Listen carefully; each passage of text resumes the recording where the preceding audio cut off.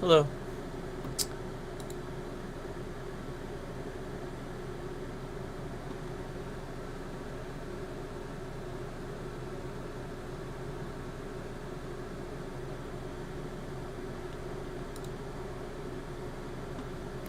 So, how we doing, guys? Hope you guys are doing well. I'm going to talk to you about something that I think maybe there's a good number of gamers unaware of, and we're just going to, sort of spread the awareness around here. Talk a little bit about this and discuss it a bit. But, as you can gather from the title, you already know what we're going to talk about a bit.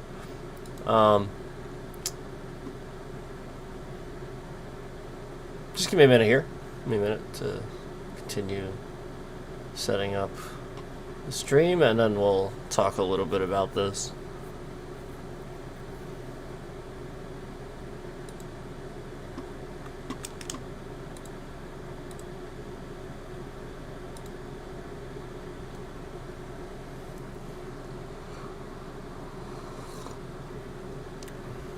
Okay. So, let's see here.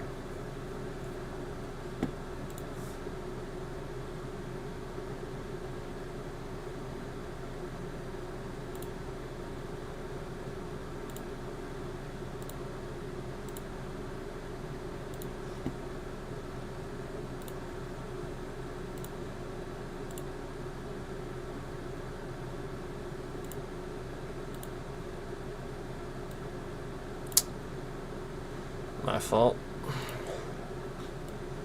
Put this up. Yeah. Okay.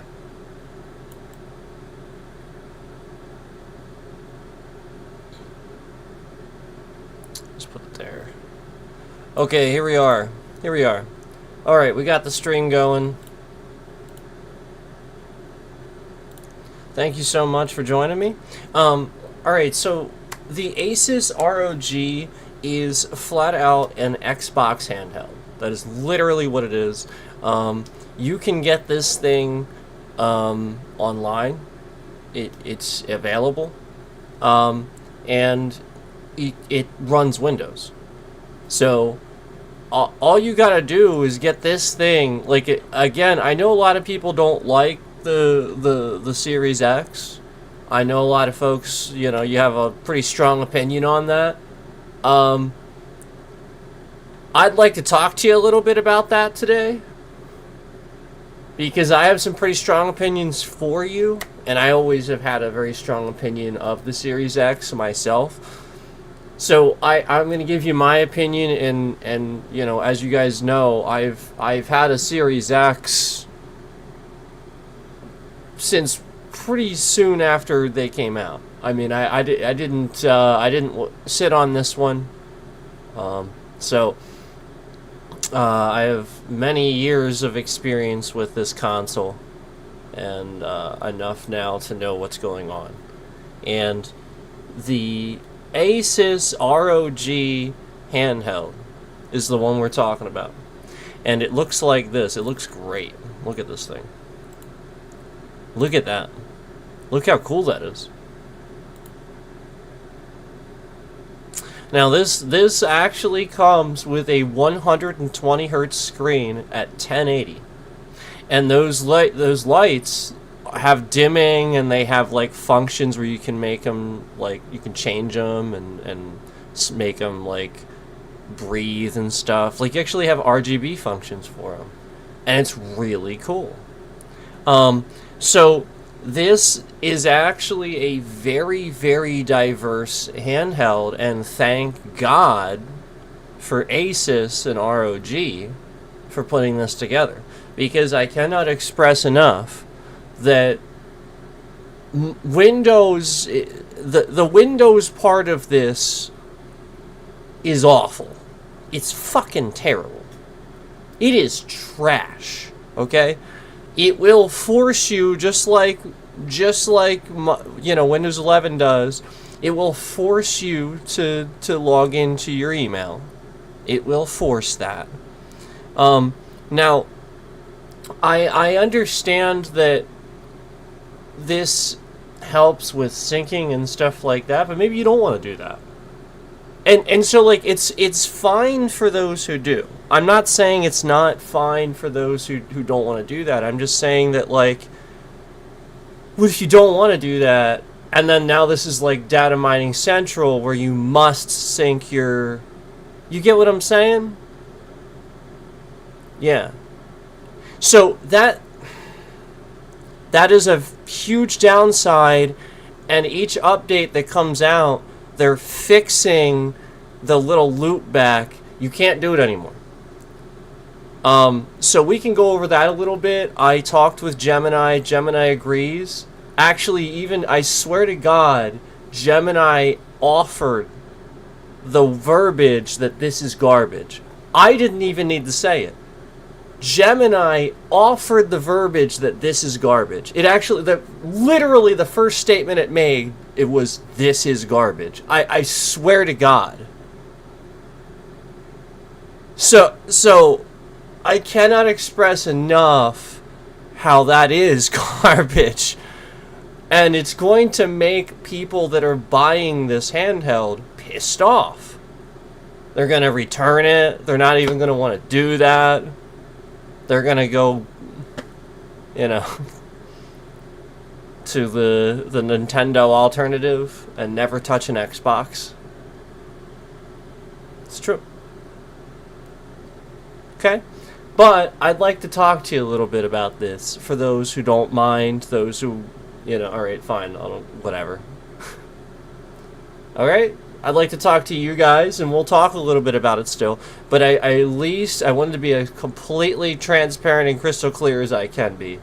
That if you get this, you will not have any ability to not, you know, you must do that. It is gone. You cannot get it to not do that anymore. Okay? So, let's talk about this though. And we'll go on to the Series X as well. But what I said was, so with all this discussion around the fact that no one liked the Xbox Series X, let's talk about a handheld option. I wonder how many people know that they can get an Asus handheld Xbox, and it even has the ROG seal of approval. You're actually touching on something a lot of people don't realize yet. There is effectively a handheld Xbox, but it's not made directly by Microsoft. Instead, it's built by Asus under the ROG, Republic of Gamers, brand in collaboration with Xbox. This device you're referring to is the ROG Xbox Ally, and the more powerful ROG Xbox Ally X is also available. These were developed through a partnership between Asus, AMD, and Xbox to bring the Xbox ecosystem to a handheld gaming PC. So I can't express enough, if you're an AMD fan, this is probably where you want to go. I'm going to tell you why in a little bit, but I think this is where you're going to want to go if you're an AMD fan, okay? And you're gonna get more out of it. But I'm gonna touch on the Xbox a bit, okay? I am gonna talk about the Xbox. I know I've just sort of we've had our choice words for the Xbox, and so, you know, let's clarify that. But we're gonna get through this first. What it actually is. A Windows handheld gaming PC built with Xbox design and software features. Yes, that is exactly what it is. All that's going to happen when you get this, it's going to go through the Windows setup process and all that stuff. It is effectively a PC. You can even get external. You can plug in keyboards. controllers. There's actually a audio input too, like an actual audio in, not just USB. There's an audio in. That's nice. And there's actually two Type-C ports. Not one, but two. So that way, if you need to charge it, you don't have to unplug the other thing that you have plugged into it. That's pretty cool. And a terabyte of internal space. A terabyte. Yep. So, hey, and that's just my little tidbit. That's the stuff I'm offering that I think is, a lot of people don't realize how good, like, from a hardware standpoint, this thing actually is. So we are going to go into the specs here in a second, but I just wanted to offer that before I get into this. So, anyway.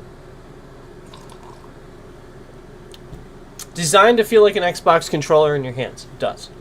It does.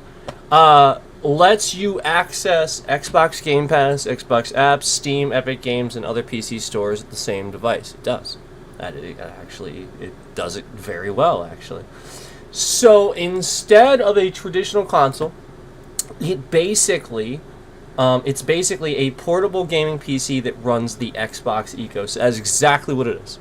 It is a portable gaming PC that runs the Xbox ecosystem. That is exactly what it is. And it has built-in firmware. It has if you see on the left side, if you're looking at the picture here, on the left side next to the analog stick, there are three buttons actually.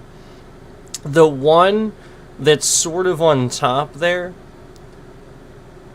not like the middle, but like the one that's sort of close to the screen on top there, that I believe opens the screen that brings up their little hardware related settings and all that different stuff, where they actually have, again, like even like the RGB functions and stuff for the lights and all that stuff. You can actually go in there and change all of that. So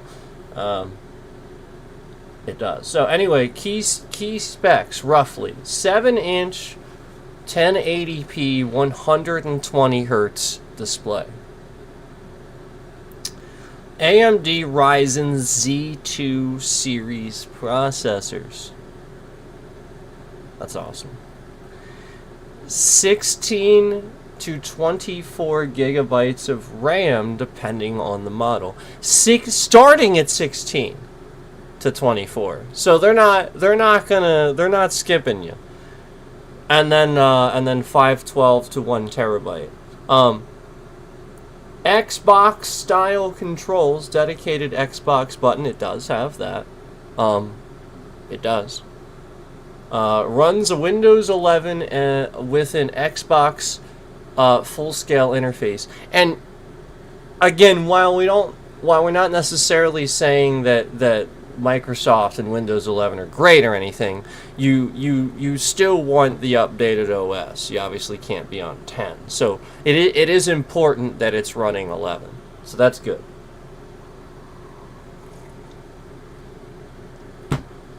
Price range. Base ROG Xbox Ally around $599, ROG Xbox Ally X around $999 with stronger hardware and bigger battery. Why many people don't realize it exists? Here we go. Listen to this.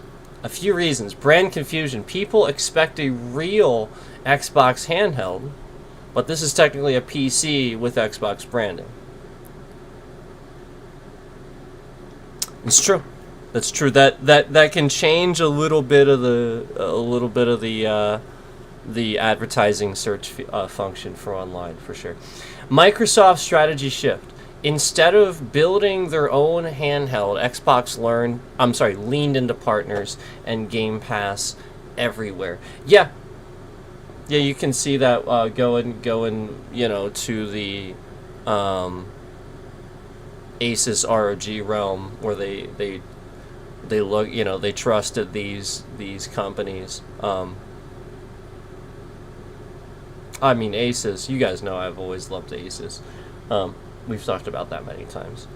Overshadowed by Steam Deck. Valve's device dominated early handheld PC conversation, and we know this. This sort of became like a viral thing recently too. So that's partially why I'm talking about this too, where I just feel like people might not understand that this is a PC. You don't have to. It's not just Xbox. It's PC. So, like, again, while you won't be able to sit here and run PlayStation exclusives or Nintendo exclusives, it's PC. So as long as you can run Xbox or PC games on whatever launcher or whatever you're trying to do with said PC, again, it runs Windows 11. So that it's very important to remember that. That is the important takeaway, and that's what it's trying to say there. Where again, that's your alternative there, where if you can't get it or whatever, you know what I'm saying? So what makes it interesting for Xbox fans? Full Xbox Game Pass library on a portable device. Xbox UI optimized for handheld use. That's true. And it does have a nice flow and like sounds for like when you're scrolling through and stuff like that. It'll make sounds. It'll have a nice like smooth scroll to it and everything. Again, if you're an Xbox fan and you like those things, for sure. I mean, like that's a good takeaway that it does have a nice, well optimized UI. I agree with that. Ability to install mods, PC games, emulators, etc. Yeah. Again, it's just a PC, so there's nothing you really can't do with it for the most part. Again, you can technically plug a keyboard into it, so you could just sit here and plug a keyboard and start going to town. So you get what I'm saying? In other words, it's kind of the closest thing to a portable Xbox right now, even though it's technically a Windows gaming PC, which is basically what I just said.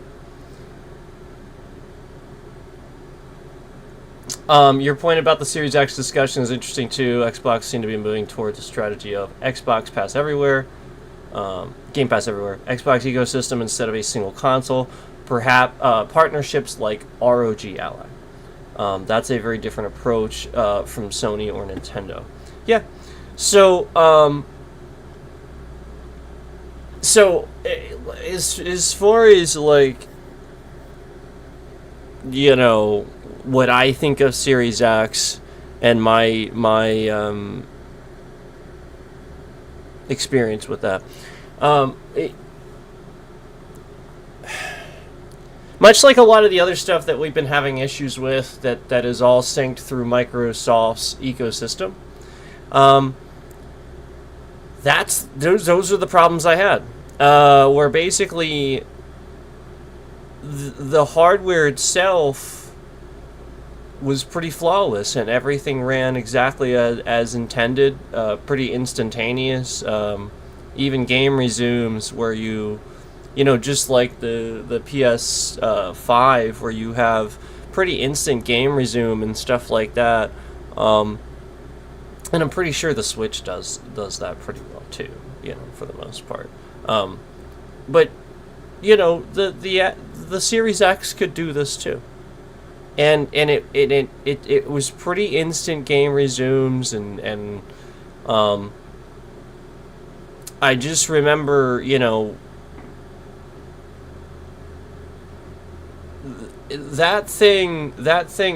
again, some of the best graphics I've seen was again on the Series X, and very, very smooth, especially with Horizon 5. I've talked about this before. And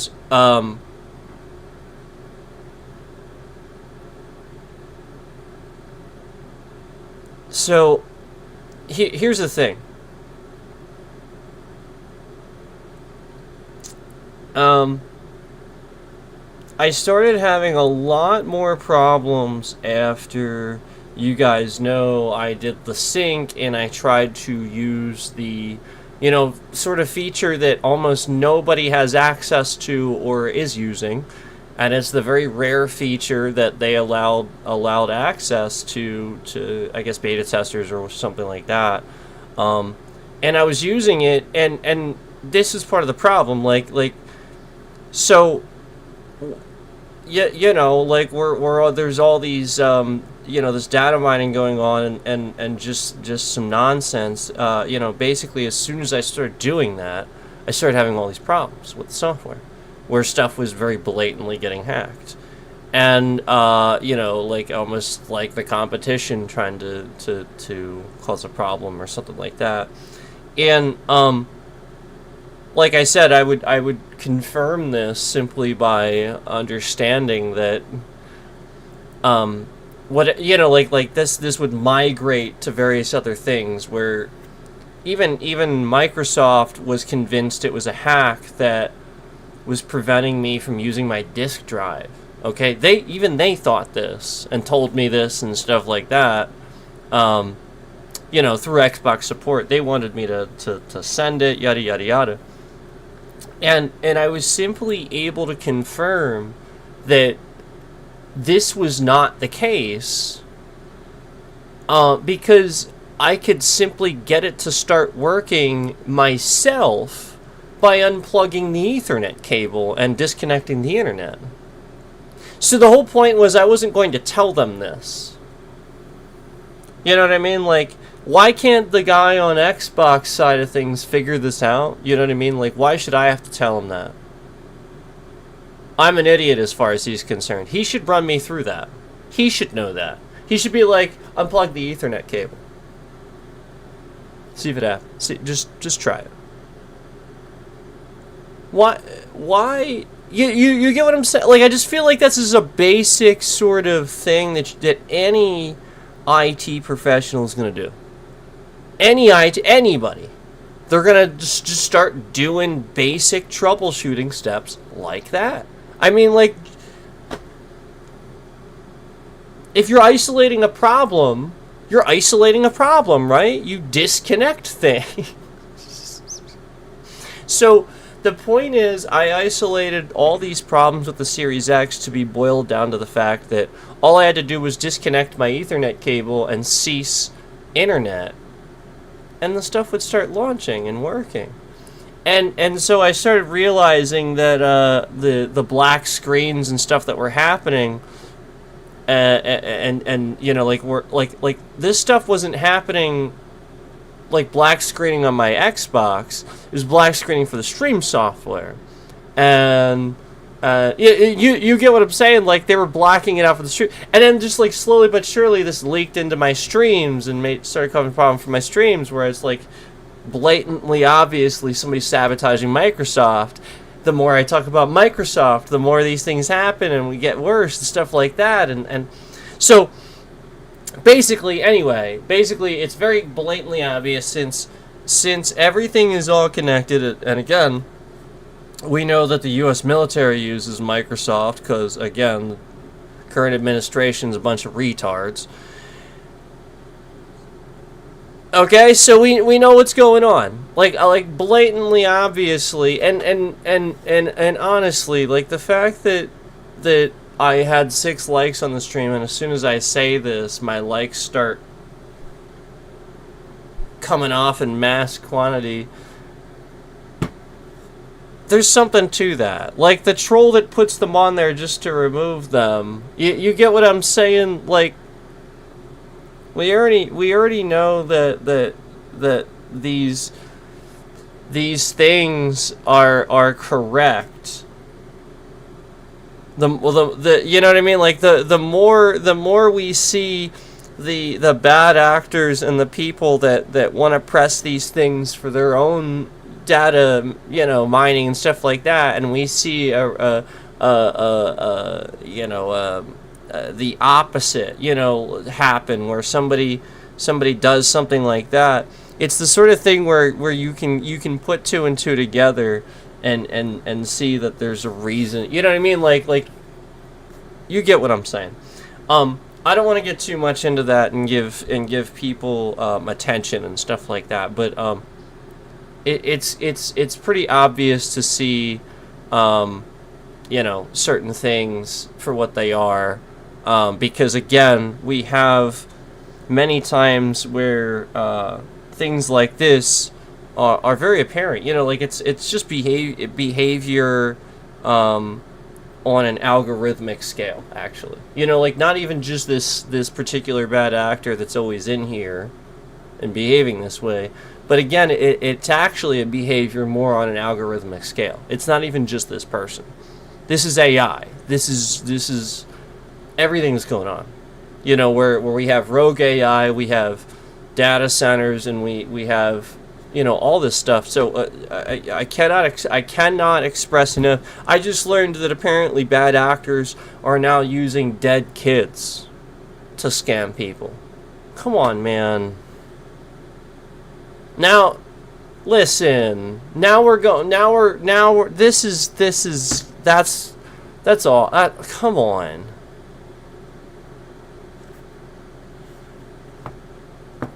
All right. Can we, I mean, it's bad enough if an adult dies and then but kids, come on, man.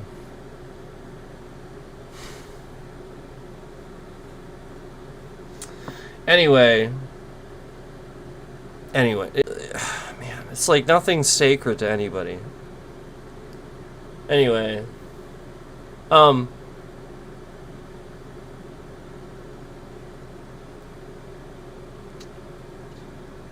the problems with the Series X are not hardware.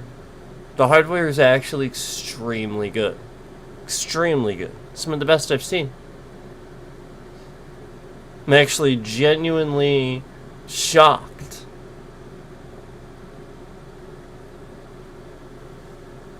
at how absolutely incredibly good that CPU is, and that I mean, truly.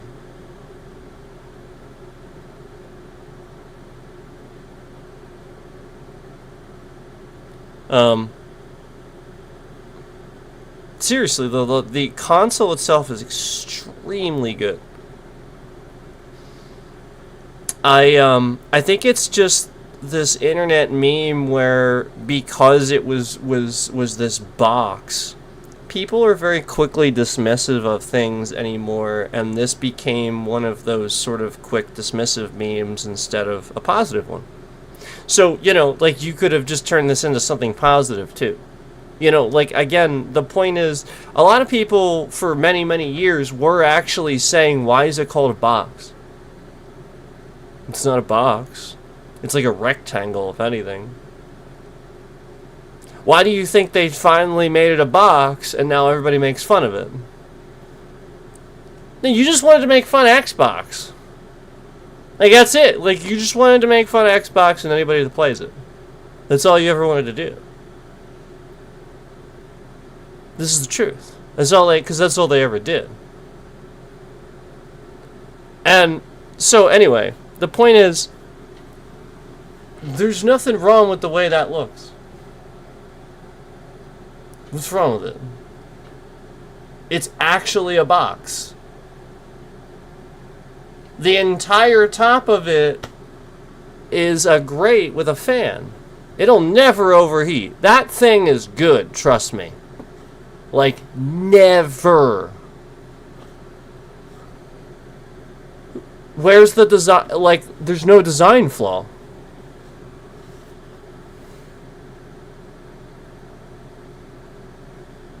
Now, again, any design flaw is completely software related. Hardware is great. But yeah, like, flat out, this is the one device. You know how, like, you have smart devices where certain TVs, you hit the power button and it just turns on the stuff too? Right? Okay. Why is the Series X the only device that's a piece of shit with this? It's the only one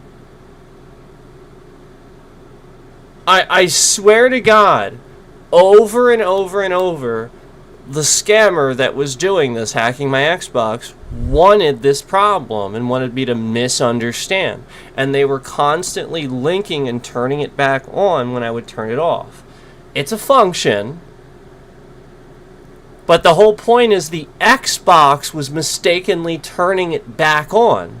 And nothing else ever does this. So why is somebody so easily hacking my Xbox to get to the TV? Because the software is always on in the background. That's why.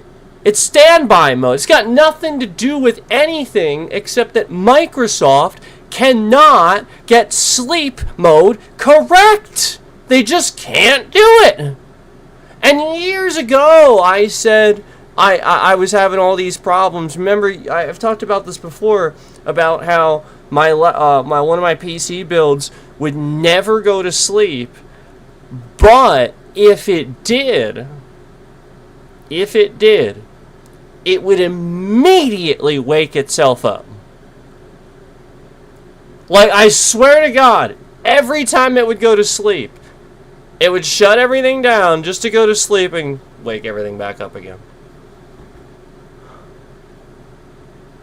What a piece of shit!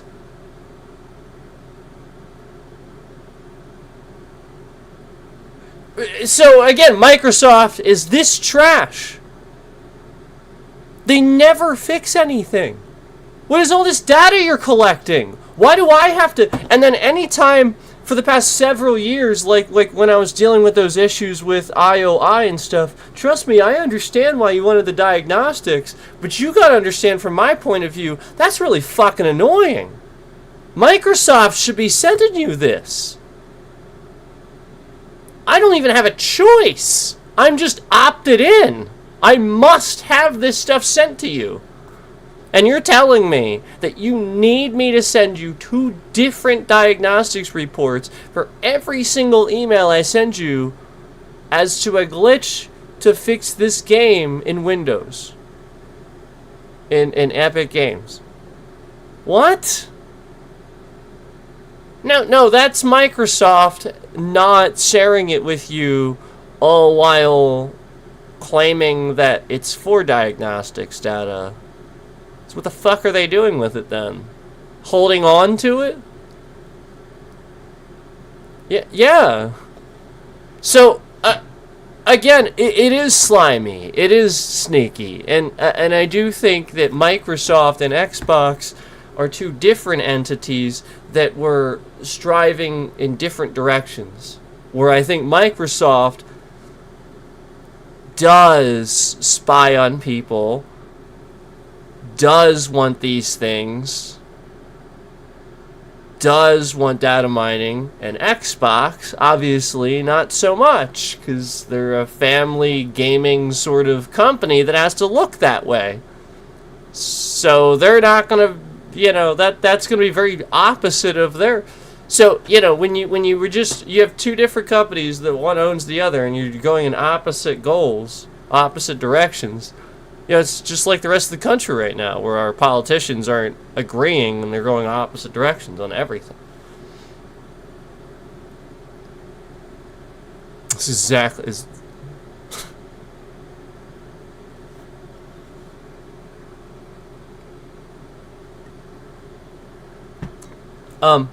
So anyway, the Series X still maintains being a good console. Again, still to this day, I don't have any problems with it until I start talking about how great it is. I try to boast about it. I try to make a video about it. I try to show how good it is. Nope. They hack it. They destroy it.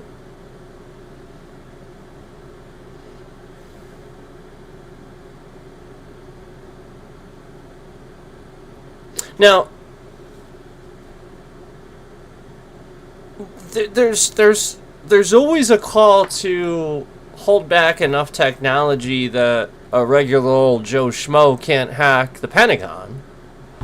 But if you're worried about an Xbox Series X,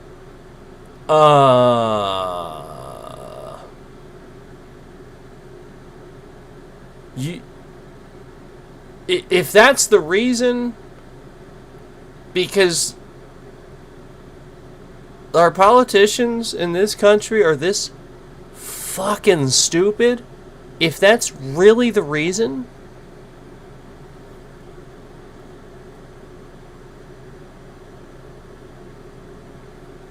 well, then they're all breached and hacked.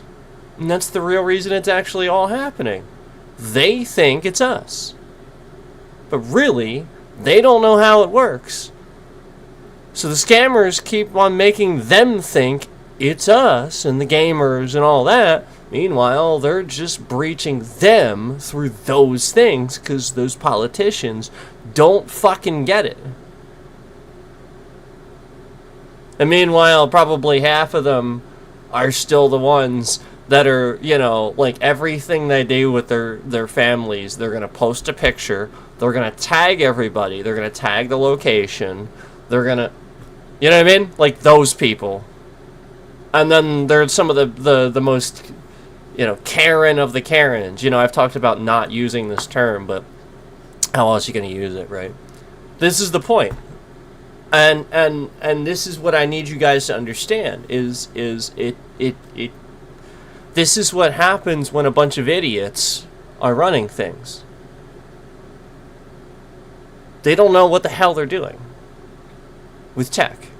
And tech is everything now.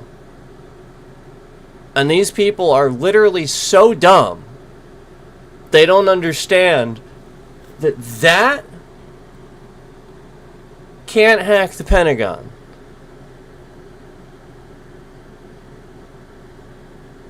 Yeah, that plays video games.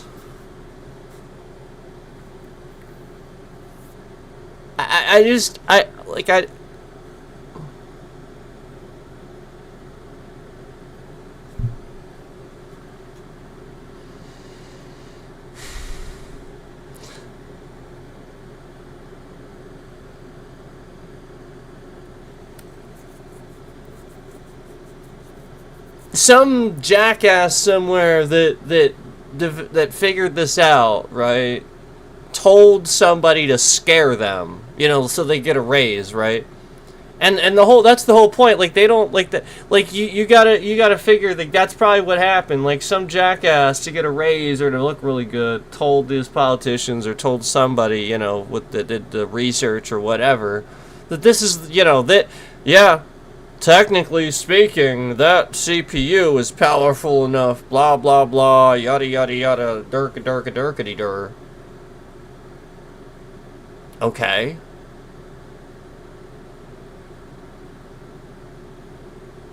Are you going to outlaw every single device that I can go out and rip a CPU out of? I'm just curious. Is that what we're doing now?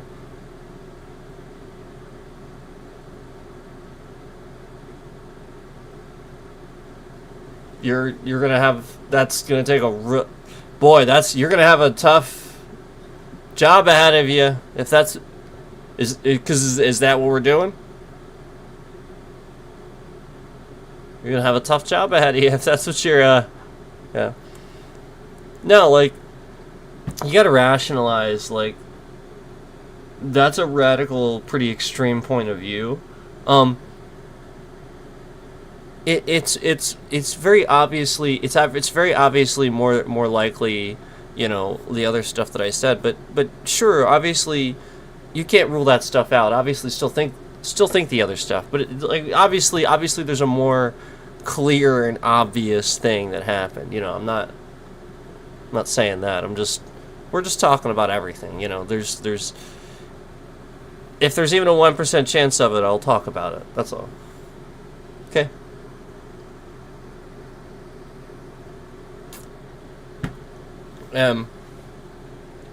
No, you can't. You need more than just that device. If you're gonna hack the Pentagon and you think that you can do it with that, you're an idiot. Can't do it. Try and try and try and try. You will not be able to do it. You will need several other things. That will not do it. Sorry. You just can't. It just won't. You can't do it. Now, if you're trying to hack the Pentagon, I wouldn't recommend it, because again, if you hack the Pentagon, this is considered a very serious crime, and you'll that's they don't look too kindly on this. So I don't recommend doing those things, but I'm just saying, I think it's pretty interesting how the emojis are acting and how everybody's sort of, you get what I'm saying? How people are sort of acting right now. The views, the emojis. When I say that, you get what I'm saying? Almost like there's a lot of MAGA in here that literally just use any excuse to try to get people to look a certain way. I mean, it's the truth.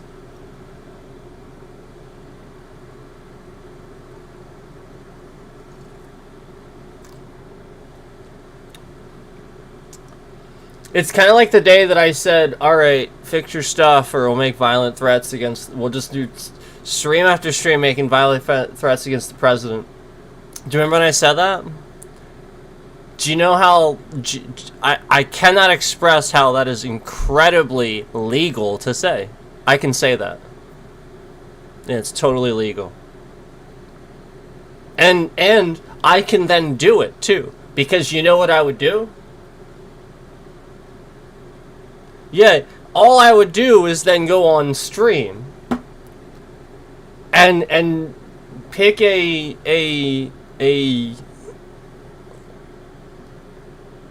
just totally made up president, because I didn't say president of the United States, I just said the president. I would just make somebody up and be like, well, this is the president, he needs to be taken down. Again, like, that's the point. I didn't say the president of the United States. I just said the president. It's not illegal. So, like, that's the point. This is what you have to realize about these people. They are so quick to jump to conclusions. They probably tried very hard to get, anybody to look at that, and people are just like, oh, just calm yourself down already. Like, nobody gives a shit. Yeah, and that's the reality. And that's what's going to happen. People are going to look at you like, you have any idea how many people online are probably making actual real threats towards a violent president who's actually causing wars right now that he shouldn't be causing? Let me just get one thing straight. The American people don't like the Iran war. Let me just say that. Nobody is for the Iran war. I want to put that out there. I feel like a lot of people maybe in other countries don't understand that. Nobody is for the Iran war. Nobody. Iran, sorry. I'm very white. I apologize. I know, I'm aware I'm saying it wrong. I have to fight that to say it right. I am aware I am very white, and I am saying this a very white way. I apologize. I say Iraq too. It's Iraq. I know. Like I'm aware. I apologize. Okay. All right. I say Lebanon too. All right. I'm aware. Okay. Sorry.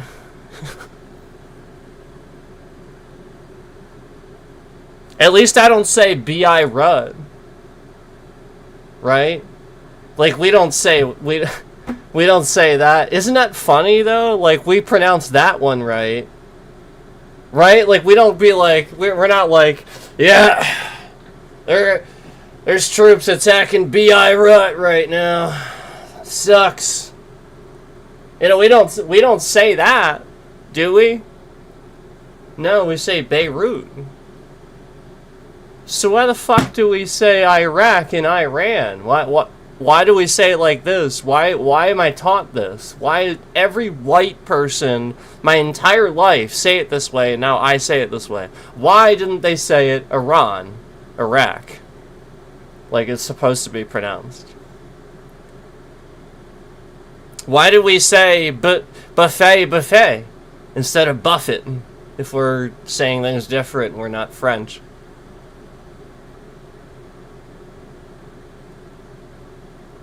Yeah. This is what you don't realize. Do you have any idea how many words that we speak in English that are derived from French? This is why Canadians are required to learn. Yeah, again, they're smarter than us here in America. I just want to put that out there. They're smarter than us. So that's why, because it's built into their education. They're just more academic. They will understand language and better reading comprehension, everything. Hence why they're aware of an orange man's dumb bullshit long before we are. They're far smarter than us. Yeah. That's why. Because in the Americas, in the United States, in America, we're not required to learn a foreign language any longer. That's right. That's right. Yeah. Yeah. And suddenly it makes sense, doesn't it? How we're pushing immigrants out, how dumb we are. Because again, academics is language. Anybody that learns a second language knows this. They know it. Because English is actually dumb, too, and teaches you incorrect phonics. It does. It's true. It teaches you phonics incorrectly. You will learn phonetics wrong.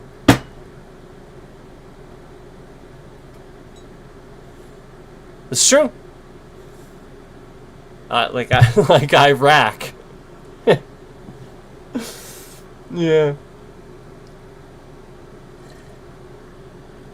It'd have to be EYI, like Iraq, or EI. Yeah, it would have to be that.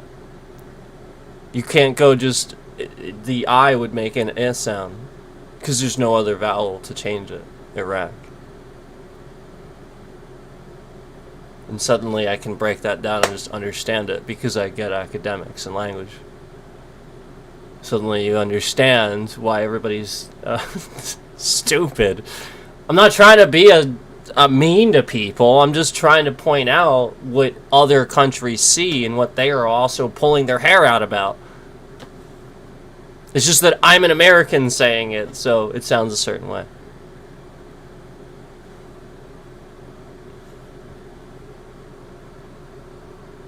Thankfully, I'm the whitest of the whitest of the whitest of the whitest of the...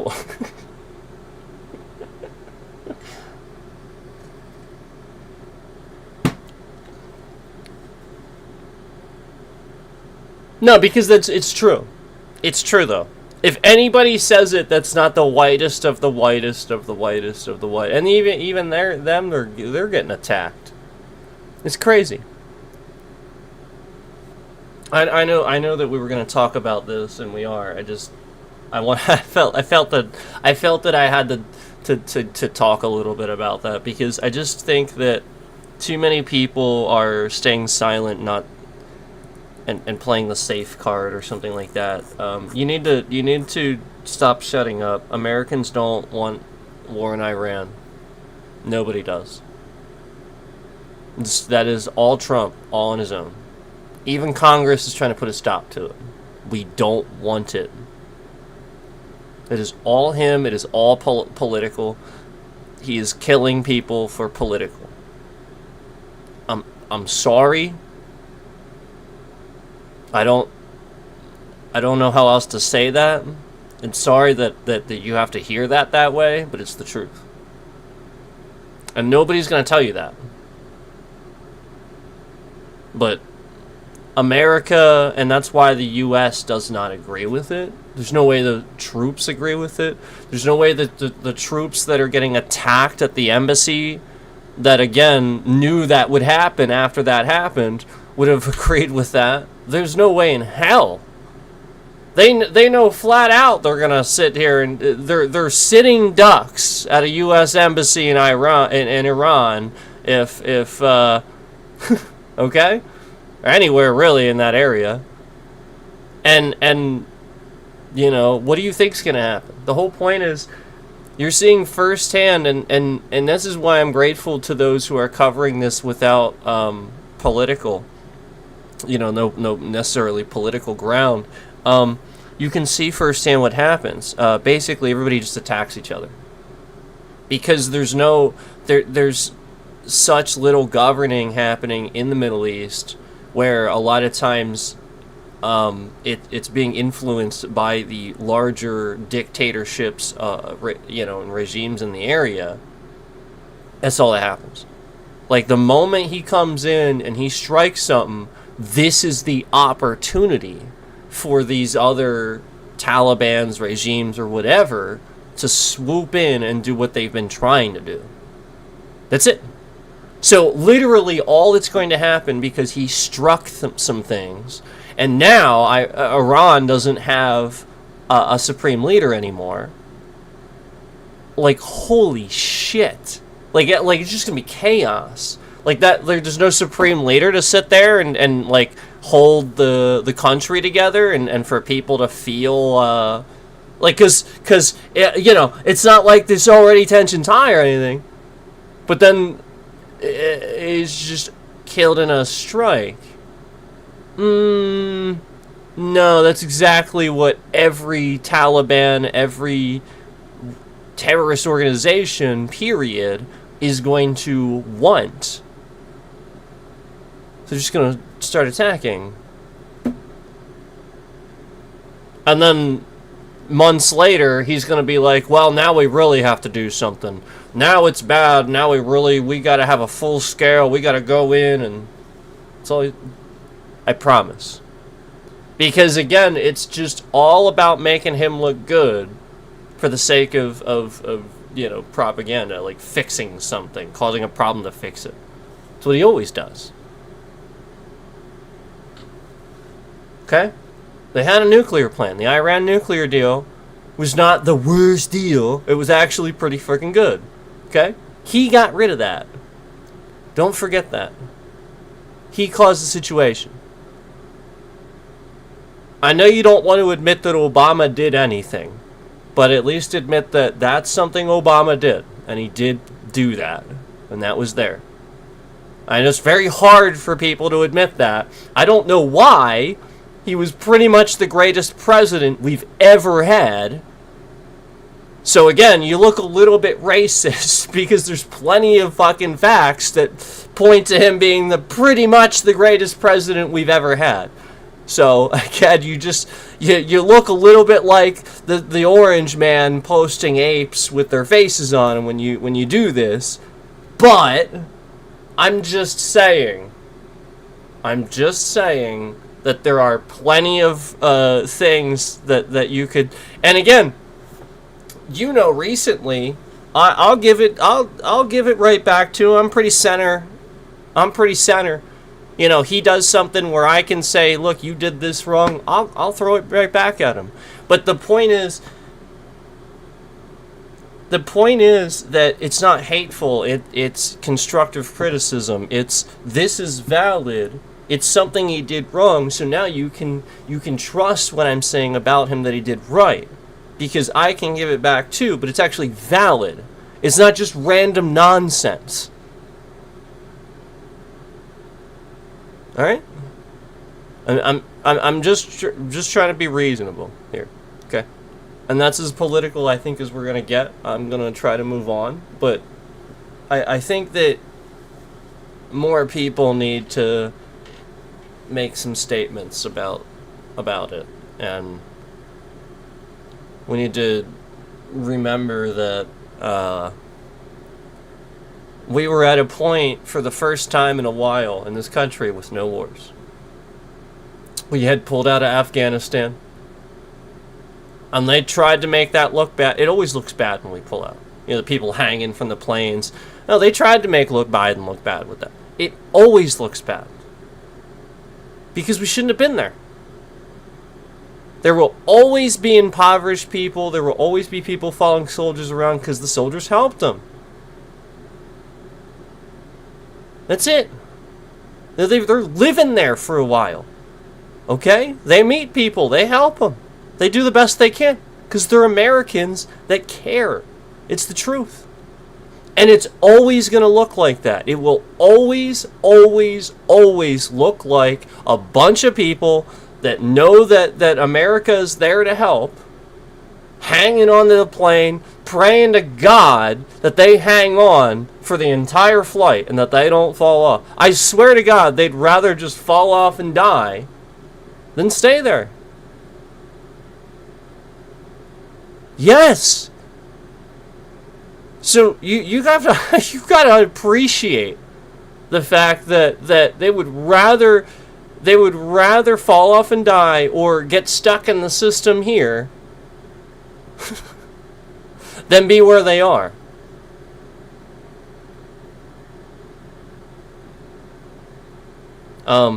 So that will always look like that. You are never going to have us pull out of a war where you're going to see media or somebody taking a picture of a plane, there's a bunch of people hanging on it. Okay? It's always going to happen. There's going to, like the ships are going to be pulling away or whatever. There's people hanging off the sides, whatever. They're trying to push them off, It's always going to happen. Always, always, always.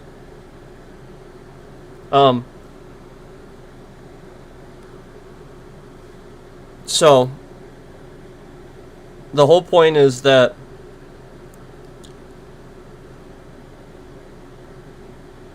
we can sit here and point a finger, but what you got to realize is that the whole nuke thing, the WMD thing, it's not an excuse. Everybody's got nukes. It's not an excuse anymore. There's no excuse for that crap anymore. Everybody's got them. It's not an excuse.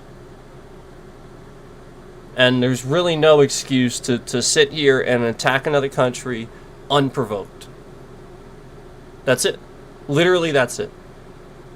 It'd be one thing if Iran actually attacked us. Like if Iran actually sit here and sent missiles to the U.S. And we could confirm their origin and they actually attempted an attack on us. That's different. And even then, you would do what he just did, where you would just schedule a strike, cripple them, send a message. The supreme leader organized it. Okay, take him out then, or whatever you want to do to send a message for this, where you're not destroying the country. You are minimalizing what needs to be, and then make a statement. Look, we were attacked. This was unprovoked. We took care of the guy that did it. That's it. You keep attacking, we're going to keep coming. So what are you going to do? That's pretty threatening. And it's not an extension or a revenge-filled threat. It's just a promise of leave us the hell alone. Or reap the consequences. Your choice. But the thing we're doing, where we're just randomly attacking, again, just what the hell was the Venezuela thing?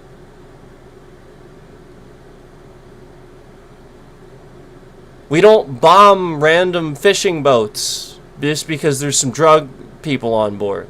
They didn't even have drugs. It was just a fishing boat. We don't randomly kidnap the leader of another country. Just none of it's making any sense. It's just a president that wants to sit here and misuse power for publicity. Okay, again, and he can't even be president a third time. So you can't express how very dangerous and strange this all is to democracy, to the world.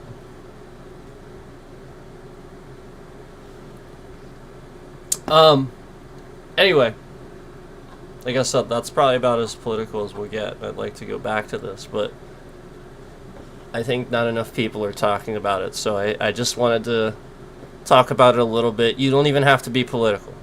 It's not a statement of politics. It's not anybody can sit here and align with either side. Anybody needs to be against this. Anybody. Everybody needs to. We can all have our different opinions. You can be for Trump. You can be for Republicans. You can be for Democrats. But the one damn thing that you should not be for, okay, it is any type of war where we, again, are just attacking unprovoked. Period. And I want to refer you to an old video that was taken back in Donald's office before he was even president. It was a very staged video. And he was sitting there telling us, I want to assure you that if the president causes a war with Iran, it is just for propaganda and his own political... Like, he was literally sitting there randomly saying this in a video.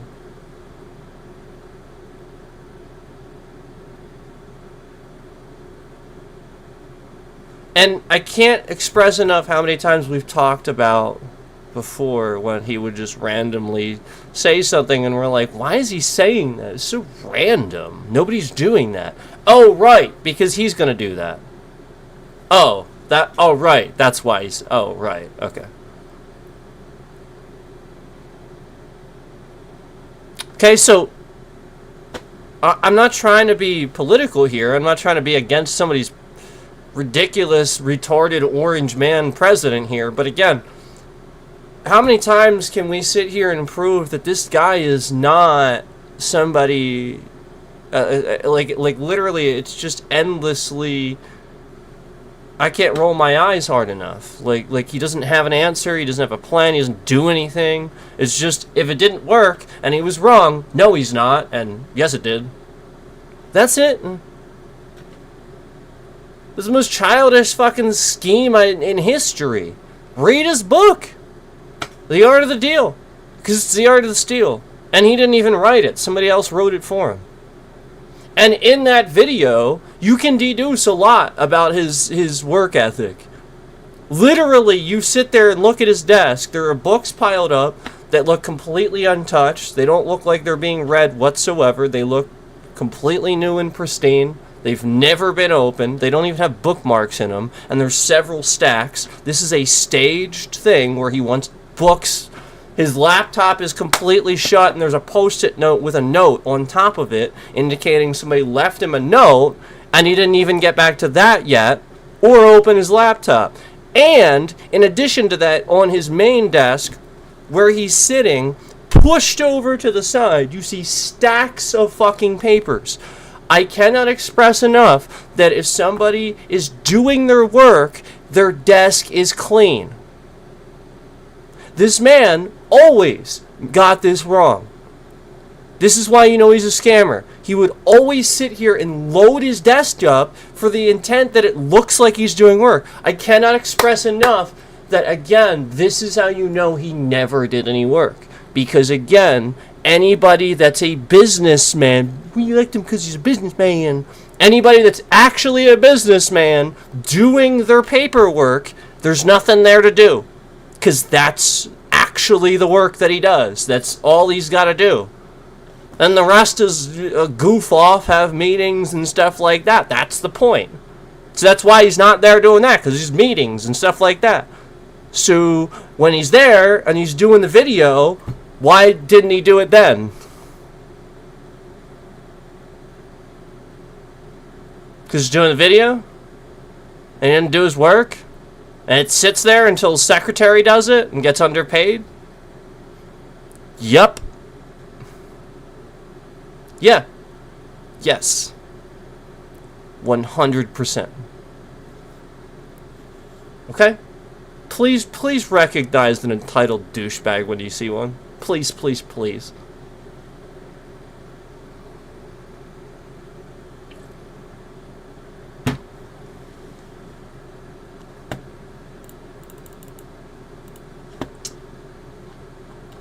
Alright, so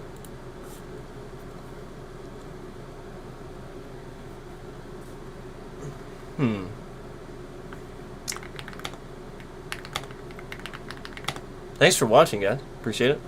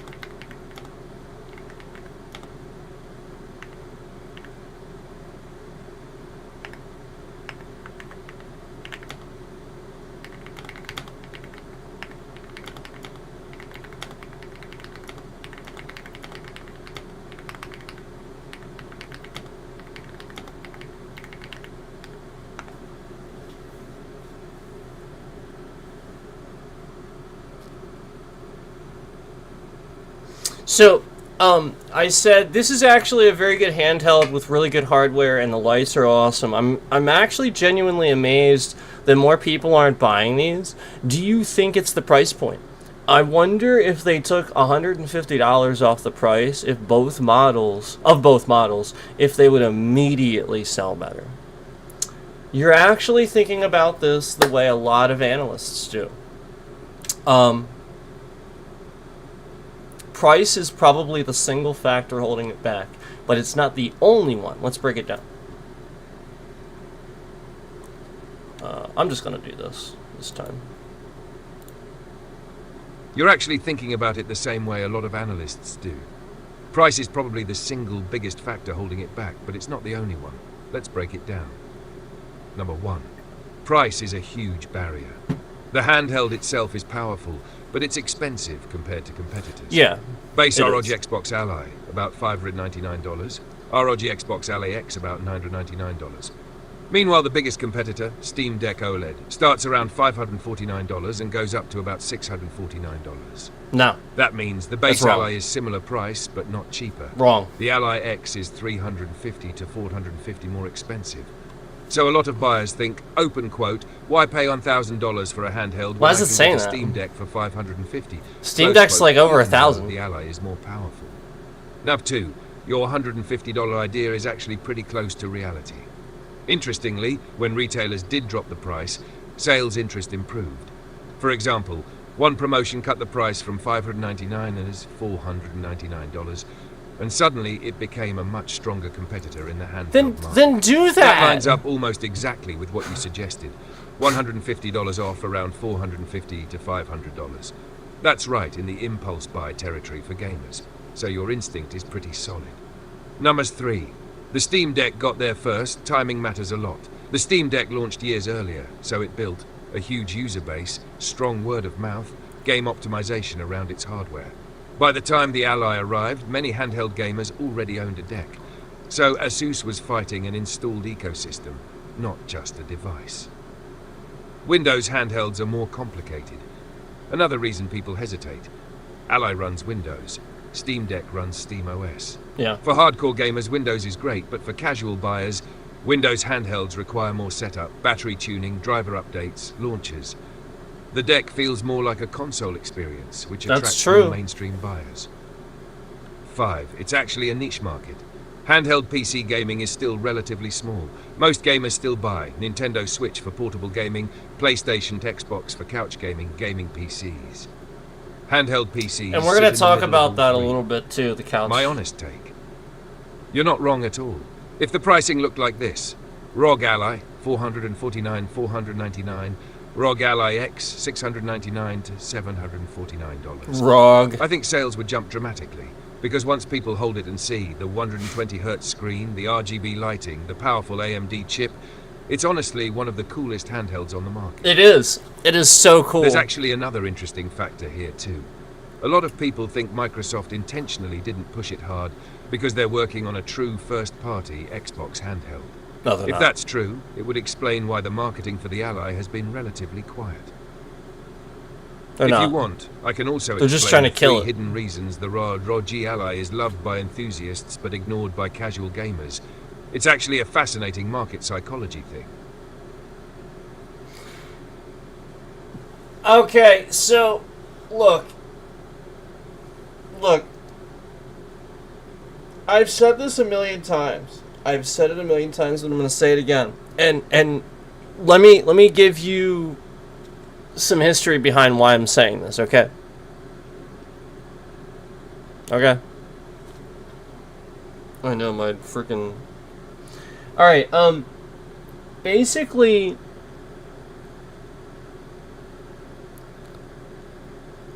For me and a lot of other people, I think the Xbox used to be a couch co-op console.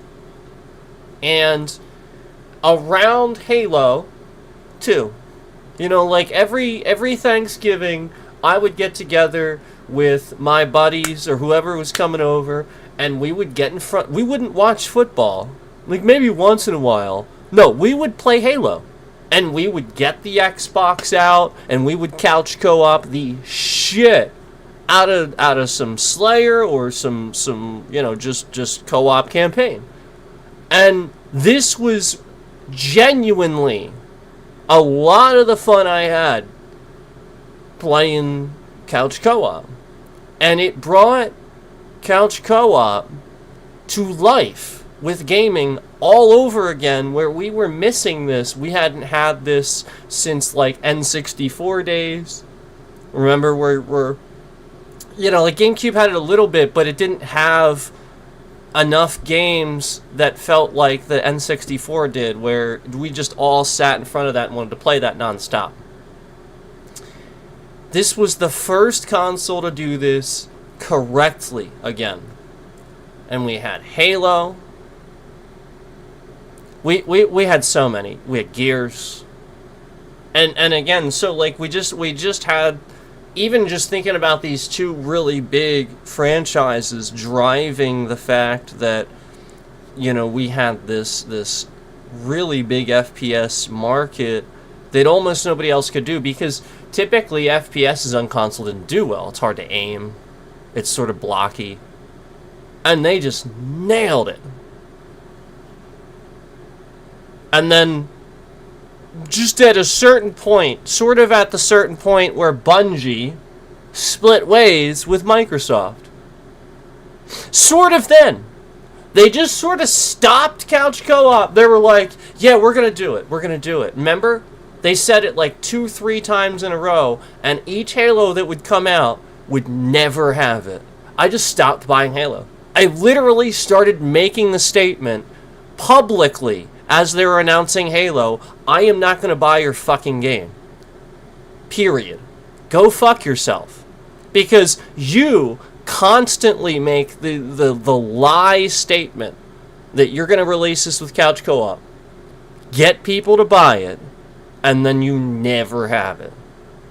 And then Halo Infinite was a complete disaster. Like, I wanted to love that. And then it launched, and it was a complete disaster. And it was only after like a year of development of being out that anybody could play this thing without getting hacked. There was just hackers. And again, like, just it ran like shit. So Microsoft just over and over and over and over and over just has shit developers, shit developers, shit developers, shit production designers, shit production designers, shit developers. And then make shit terrible marketing decisions on top of it.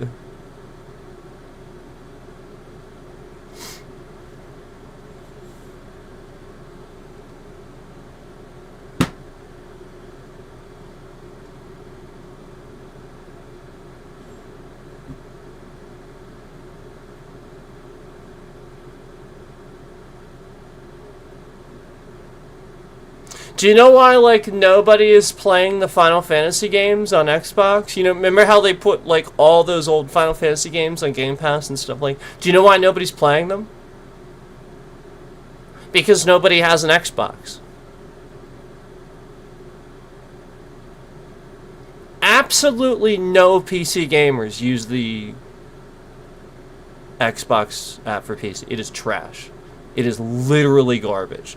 It is the most hackable, breachable, fucking dollar store app imaginable.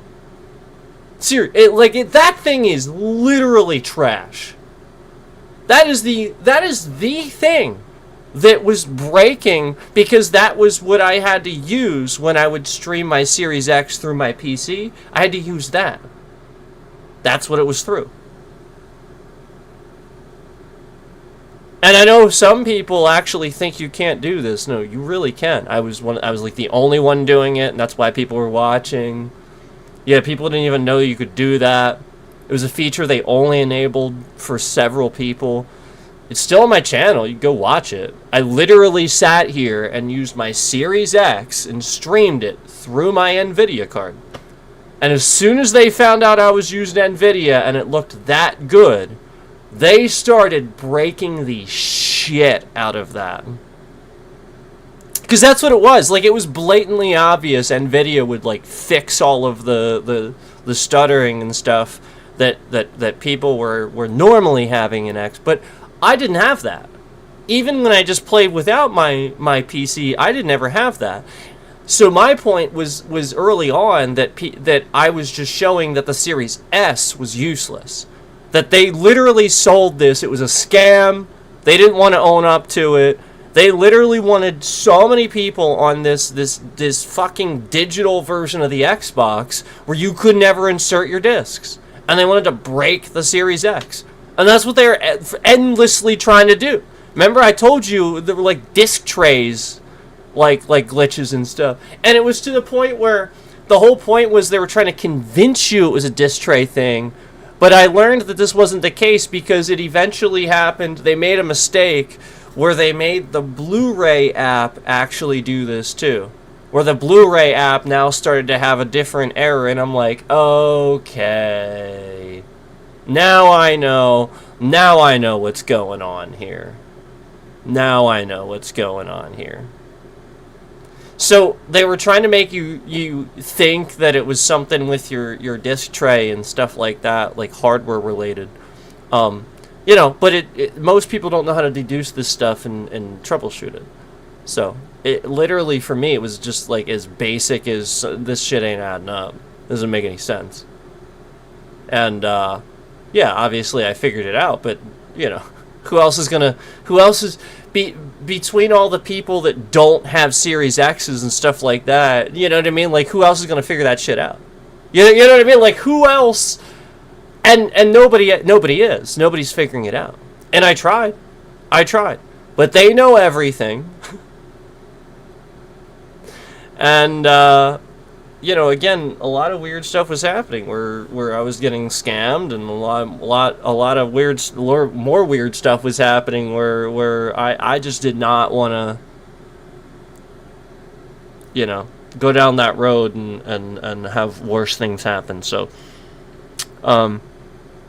the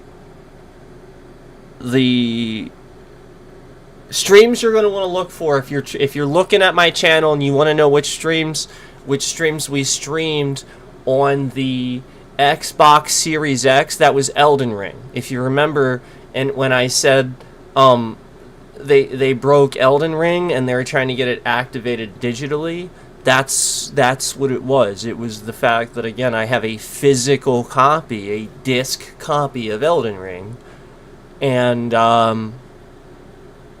I never had any problems with it, never had any problems with anything else, and then all of a sudden, while I was streaming, I'm starting to have, problems and stuff like that. It would migrate to that, eventually. But it only started with the just breaking the connection between the Series X and the because it's Bluetooth. It uses Bluetooth. That's why. So they were severing the connection between the Series X and the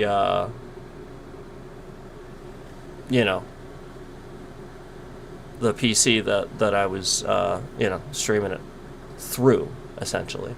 So Elden Ring, and you want to look for the streams I did way back that were like, I think I've listed them like this is Xbox, versus like the ones now. Obviously, obviously you can tell if I'm playing on PC. I'm sure it's pretty obvious which ones are PC, but you're gonna go way back and it's gonna be, they should say Xbox or something kind of like that. But they're there. They're there.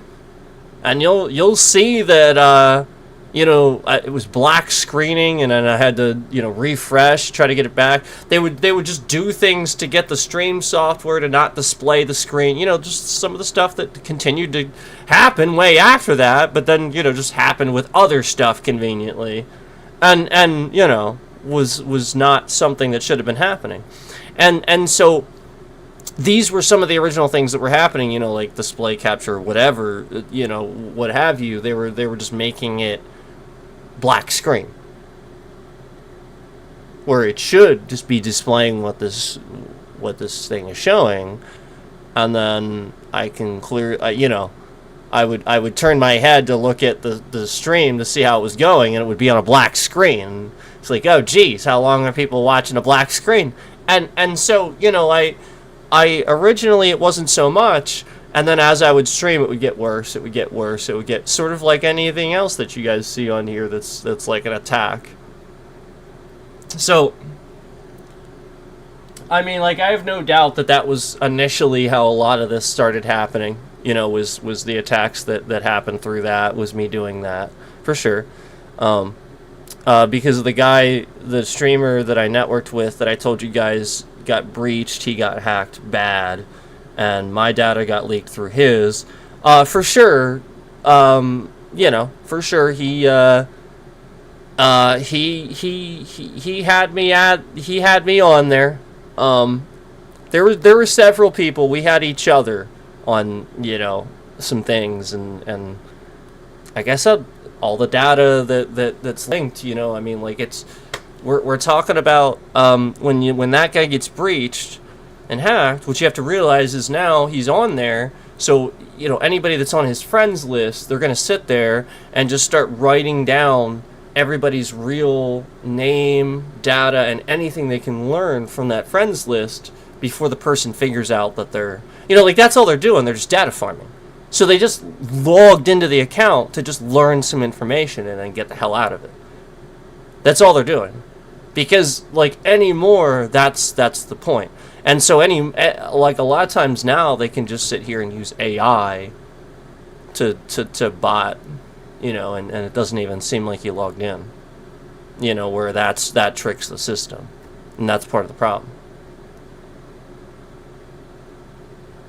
And that's where you'll see these fake CAPTCHAs and stuff like that. So the system knows, it just doesn't really, you know, that's why you'll get a CAPTCHA and you'll think it's a fake CAPTCHA. Because again, it is detecting something, but it's not really something. It's a manipulation of the data and the AI to, you know, again, just it's key logging, auto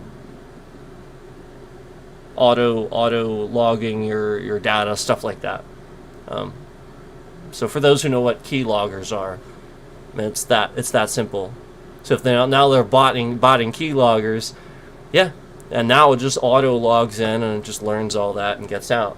It's all automated now versus before. So much faster, efficient, and on a bigger scale. And the concern now is somebody like Trump who would agree with that. Just let corporate giants do whatever the hell they want and have data centers, and so the whole point is now corporate giants are going to start doing things scammers will only being allowed to do. Because again, the idea is scammers aren't really allowed to do it. It is illegal. It's just they're getting away with it. Oh, we lost a like. Oh, I wonder who that was. Oh, are we playing around with the like button? Oh, like, unlike, like, unlike. Oh. I wonder if it's Microsoft with their two little bots that they have in there. Anyway.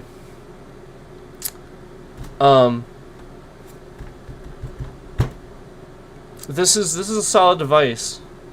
And like I said, Couch Co-op was awesome. It was. It was awesome on Xbox, and then at a certain point, they ruined it. And that was around when the 1 came out. You know, the 1 had some problems, and people complained about it and stuff like that. And instead of fixing and doubling down and owning up to the fact that they had some problems, like, I liked the 1 But yeah, like, I understand what people were saying. And I was actually one of the ones that had the original, like, the actual one. I had, like, the big, I could even show you. I still have it. It's like a big black box, and it had, like, a touch-sensitive on button where you hold your finger over it. Sort of like the PS3 had. And it was actually really cool. And I liked it. But they were really quick to push out the 1S and 1X because a lot of people just had problems with it. And there it was. That's what they did wrong. Instead of fixing the problems, they doubled down on being assholes and rushed a console out that wasn't ready that had more problems. All while HDR was coming out.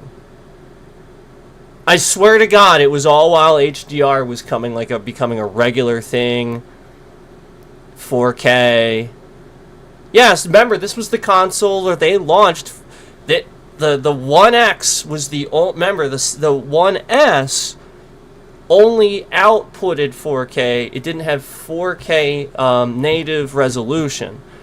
The 1X actually had true 4K games for the first time. And it just was shit. Nothing could do it. And the ones that could ran like crap. It overheated.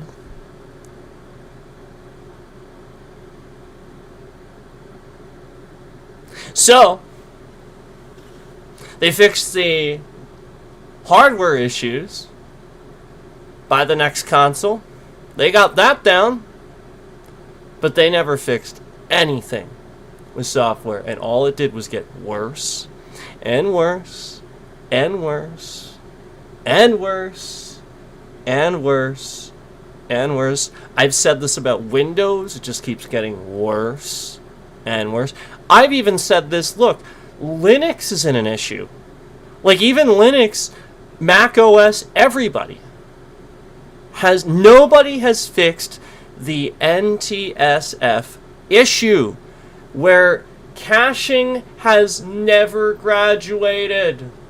Never. It's all bottlenecked under one format that hasn't ever gotten past this. And this is why, again, we can't have hard drives, like incredibly huge hard drives and stuff like that, and caching faster with RAM and whatnot, because it's all this. Just like I said before this, FAT32, I mean, that was nothing. And then we barely had anything with this. But now you're bottlenecking it. I mean, it's the same thing with where, again, we had DirectX 12, and DirectX 12 was shit. And then there wasn't anything after it.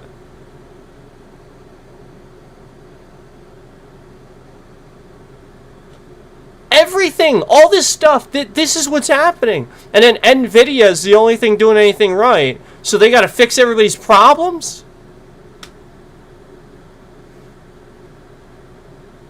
ATI can't put out a good card. They fucking suck. Yeah, meanwhile, AMD was putting out great CPUs, but again, nobody knows how to use them. If you get an AMD, you're an expert. Nobody knows how to use them. You gotta be able to sit here and literally just non-stop. Oh, it won't boot? Fuck. Oh, it won't boot? Fuck. Oh, it won't boot? Fuck. I swear to God, that is what you have to do with an AMD. And everybody's like, oh, you know, like, I'm sure that the morons that don't know anything about it and they're not willing to try that, they're going to be like, oh, it's trash, it doesn't work. And then they just give up, put an Intel in there, and it works, but they don't understand even how to use that. It's just default settings, and they're dumb as shit. Meanwhile, if they knew how the AMD worked, could use it, could optimize it, they'd suddenly go, holy fuck! Oh, this is like 4 times faster! And I can run it better optimized so that it uses my graphics card more efficiently and my RAM, and it barely even has to think. Holy shit. And all I gotta do is spend a day through trial and error figuring out how my AMD is configured with my BIOS. That's it. That's all I gotta just sit here, trial and error. Oh, doesn't boot. Fuck. Oh, it doesn't boot. Fuck. And meanwhile, everybody's so dumb, they're not willing to try this stuff, so they don't know how any of it works. Yeah, I mean, literally, we deal with that too. You think that we don't deal with that? That people that build PCs don't deal with PCs? No, it happens. Sometimes it don't even boot because, again, for whatever fucking reason, and again, you know this. If you're not an idiot, you know this. You know, you put the RAM... Alright, so again, don't... your setup will probably do this for you. Now, modern setups, you probably don't have to worry about this. It's a little bit different now. Okay? But I'm going to tell you, if you're running a setup a few years old, go to your PC right now, especially it's running slow. Go there right now and tell me, look at your RAM. You know what your RAM looks like? And your PC is a little bit older? Are the two RAM sticks next to each other?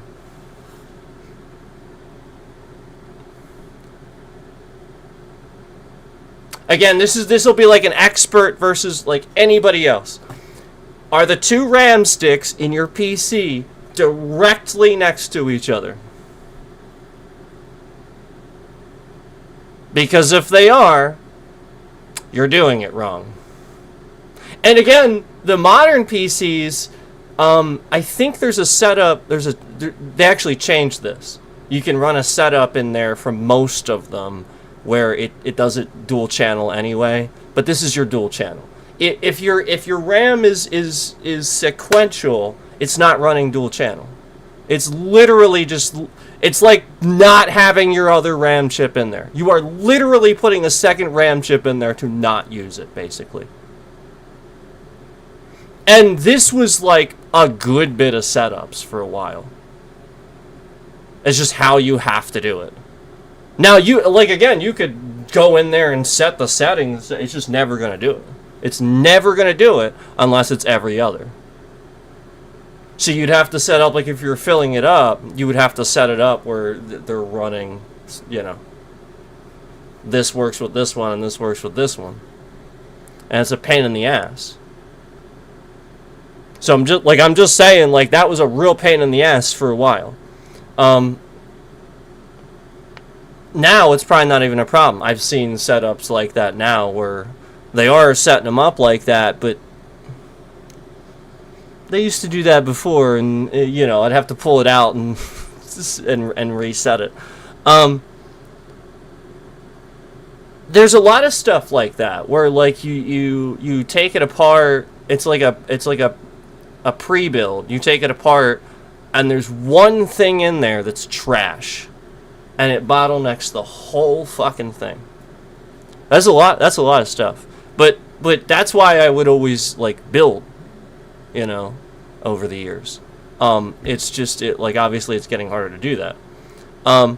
So yeah, again, most people they don't even understand something like that. Where like a lot of people that were used to that. They sort of just are going to instinctually do that. They're not going to put the two RAM sticks next to each other. They're just going to instinctually do that, you know, without even thinking.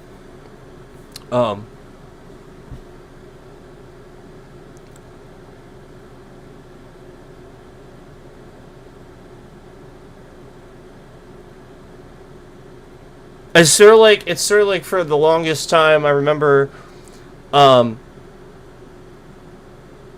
for the longest time, NVIDIA couldn't get their... They just could not get their software to kick your fan on your card. They just couldn't get it to work for some reason. And you for the longest time you had to like, go like install this third party. It was called Entune, and you would have to install it like literally over top of your control panel, your NVIDIA control panel, and it would add a little performance tab. And now you could go into there and manually just make your fan 100% like it should be, as you're using the video card and stuff like that, and your fan needs to, because again, way back the fans would just sit here. You would use your graphics card, and the fan, like the graphics card would just sit there and heat up, and the fan would never fucking accelerate. It would just sit there at like 20%. And I'm like, the fuck? So, like, meanwhile, I liked NVIDIA, but that was a problem for a long time. And they eventually fixed it. Like, this isn't a problem anymore. But for those who had to do that, you know the hell I'm talking about. So, the whole point is, I'll bet there's probably a huge group of amateur gamers that just think all NVIDIA's trash because they had that experience and never knew about the Entune and the performance set. They just thought their cards were just doing that.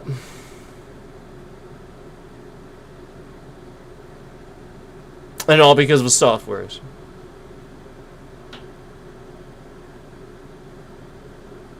Yep.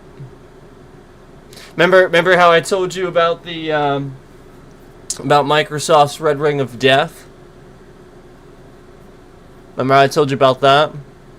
And they didn't like this. It was very blatant that they didn't like this because a lot of people didn't realize this before I said it. And this people sued them for this. So that's why they probably didn't like that I said this. But I know that this is true because I tested it myself. Again, the Red Ring of Death, and I think it was like R35 or something like that. There was like several errors where you get a Red Ring of Death, or again the 3 red lights. And either one really was just thermal paste. Literally, like the console would force people to never use it again. You would have to send it in and pay all this money, and all it was locking your console because of a shutdown temperature. Because again, you use the hell out of this thing. It's loaded with dust and all kinds of shit, and you have to replace the thermal paste because it's just skyrocketing. The moment you reaching that internal temp, the moment you fire this thing on, and all they have to do is not have a thing that locks the console. But meanwhile, if you just replace the thermal paste, here's the problem. Microsoft locks the code, where even if you replace the thermal paste and put it back on, it's going to sit there and be like, nope, you got to send it in, because you need a code to reset the screen so that it doesn't happen anymore. Which is exactly what's happening to that, where it's complete lies. It's a lie. Basically, they don't want you doing anything to the software. They want their people doing it, and they are willing to even hack their own software and destroy it to get you to not do anything to it. And again, I can't express enough that all they had to do was let people replace their thermal paste and reset the code, and you would have had your 360 would have never died on you. You wouldn't have had to send it in and get all these 360s and yada yada yada. Yeah. And meanwhile, it's thermal paste.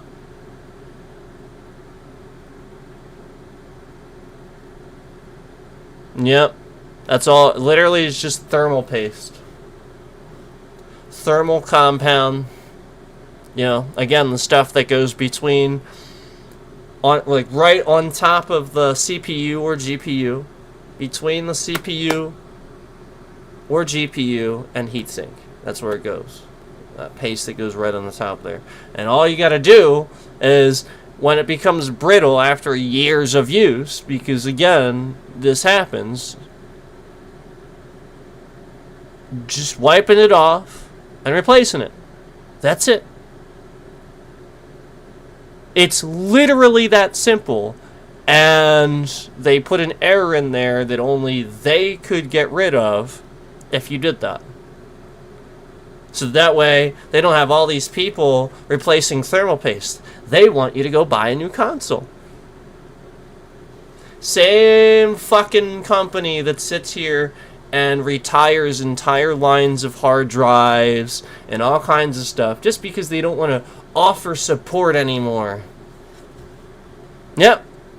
Remember when they retired solid-state hybrids? Just randomly, they retired mechanical drives at the snap of a finger overnight. And if you know what you're doing, solid-state hybrids are pretty quick. But nope, overnight, Microsoft is just canceling mechanical drives, and you gotta have solid-state so that, even when your device is off, they can spy on you. Yep.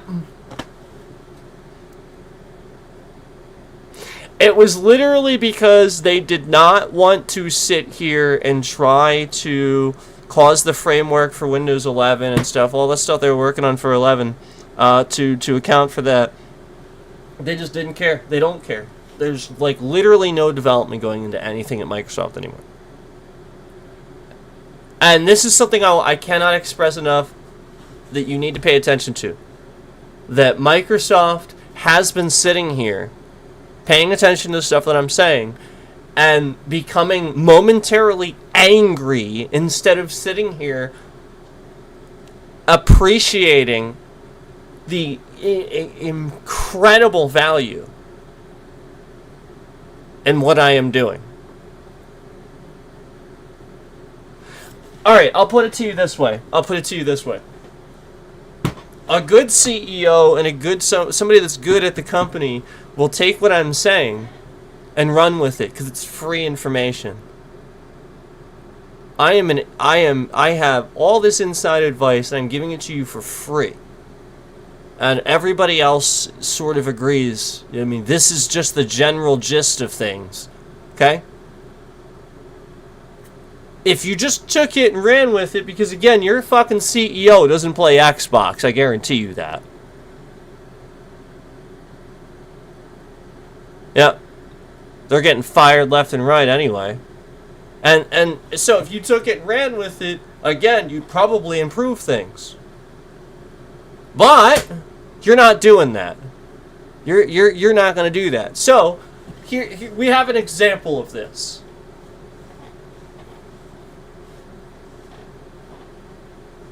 We have an example of this in the public's eye. And it just happened recently and went viral.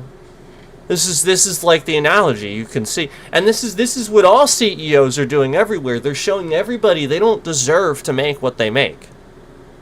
Okay? This is how dumb they're looking, okay? The McDonald's CEO with his fucking golden arch burger. Yeah. You remember that? Yeah. Everybody remembers that because it didn't happen all that long ago. And this idiot, I cannot express enough, if you didn't want to appear to, again, everybody like an absolute fucking homo that doesn't know anything about McDonald's, do what that guy did. Just do exactly what that CEO did. Sit there with your little lisp.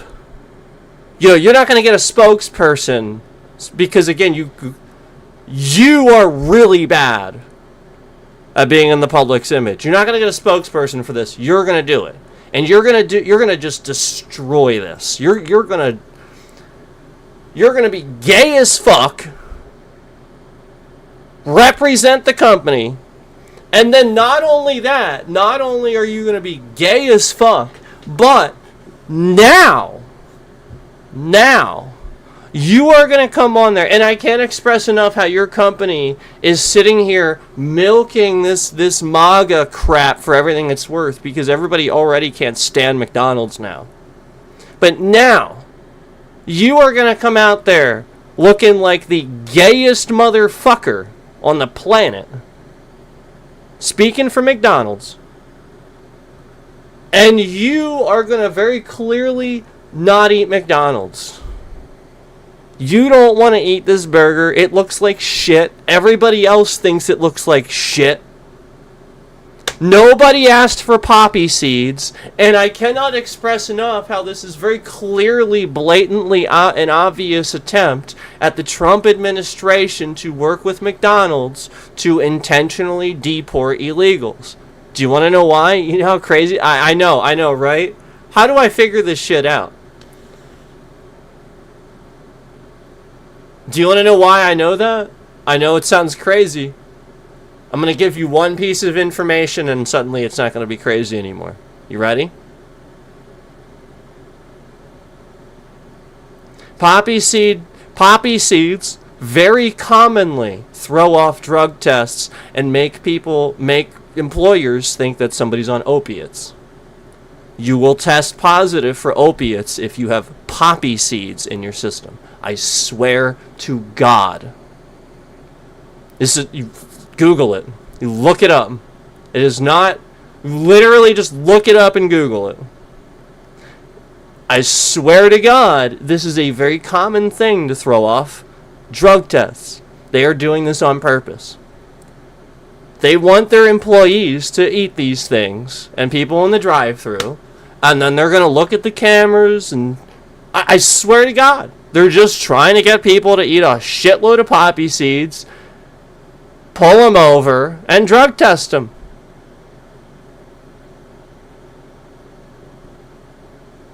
You know that's just an Angus... Two Angus patties, right? They brought the Angus back, right? Because I see the ridges. It's just 2 Angus patties with a poppy seed muffin, shit-ass shredded lettuce with Big Mac sauce. Like, that's clearly all they fucking did. And it's got cheese on it, too.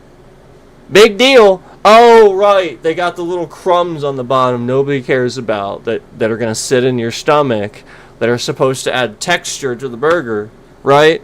Yeah, meanwhile, these things come in a fucking bag that they just open and pour into a container and put on there, right? Like, nobody's making these things. They come in a fucking bag. They're processed. And you're just throwing them on as extra. I wonder how many calories those things add to it. Like, this guy literally looks like... again, he is going to explode if he eats this thing. Like, he doesn't touch anything that doesn't cost over $60 a plate. You know what I mean? Like, this is how much money this guy makes. Meanwhile, he's going to he's like staring at this burger. It's falling apart.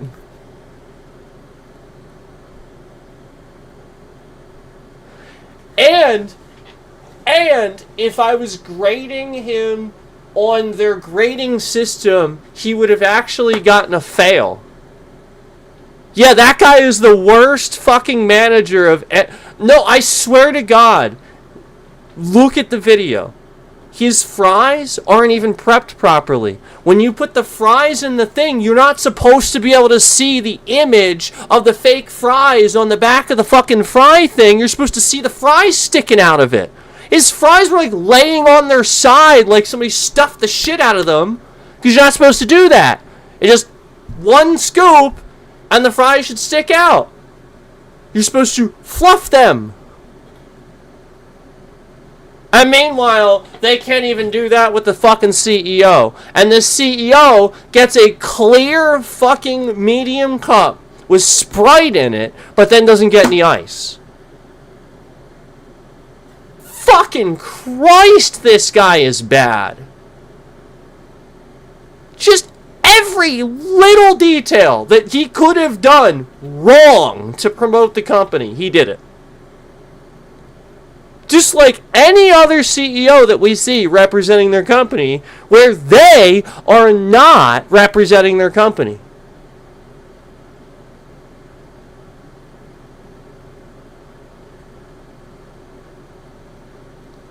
You got one job. Sell this shit.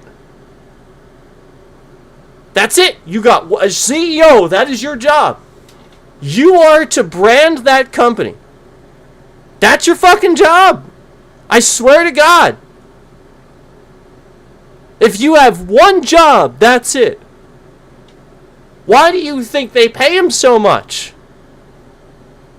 Why do you think they have business meetings and that's the... Like this is a fucking point. People don't understand how this stuff works. They're paying that guy because, yes, he wears the suit.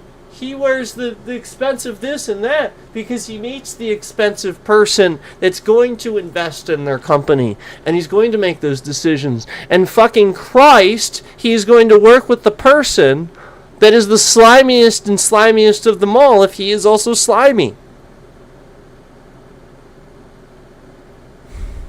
So, again, the Xbox thing that we're talking about and all this stuff that we're talking about, where we can look at it a certain way.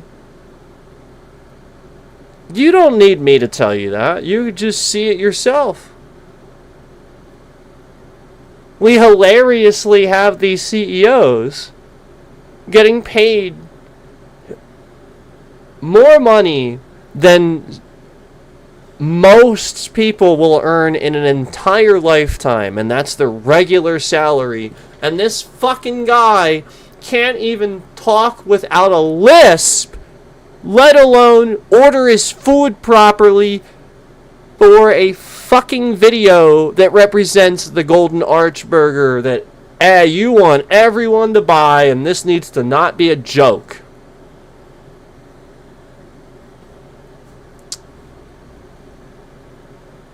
Nope, it's a joke. Nobody wants it. It's a joke. Yep.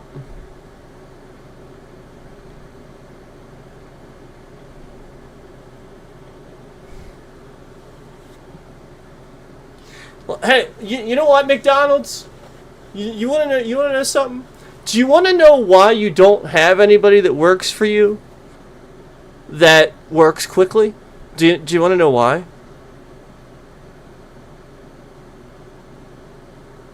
Oh well. I'm not going to tell you because you won't care and you won't listen. And if you do, what you're going to do is you're just going to take the information and hide it and do a better job of covering up that info so people can't just find that out and figure it out. That's all you're going to do. You're not going to make it better. You're not going to take that information and make it better. So fuck you. Guess you won't know. That's all you're going to do. Yeah. You're going to have injuries, lawsuits, harassment, slow drive-through times, shit food, and all. One thing could fix all of it. If you just listen to me. I swear to God, one thing could fix all of it. If you just listen to me. And you actually follow through, and you back it up, and you keep going with it. You don't back down. You have to follow through with something and see it through. Like you did with all the other mistakes you made over the years. Follow through with something that's not a mistake. But you won't. You just endlessly make terrible mistakes and let your owners capitalize and make millions of dollars off of selling shit food. That's all you're ever going to do. I could personally care less about the 5 dumbass Karens that come through the drive-thru a day and want to bitch about every little goddamn thing. I could care less. So why does McDonald's waste so fucking much time on caring about what those 5 fucking people want to bitch about? And trust me, that ain't the one thing. It's just a very clear thing that's going on. But they don't know how to... and that is the clear difference between a McDonald's where I get hot, fresh, good food and one that I don't. Because that was the problem at the store I worked at. They were fucking stupid. They would literally just bend over backwards for the rich assholes that came through the drive-thru because they're friends of the owners. And then meanwhile treat everybody else like fucking garbage. I swear to God, there was one time where I wore my jersey on a Sunday because we're allowed to wear jerseys on a Sunday. It was a store policy because of football. And I swear to God, nobody told me that the policy stopped because football season was over.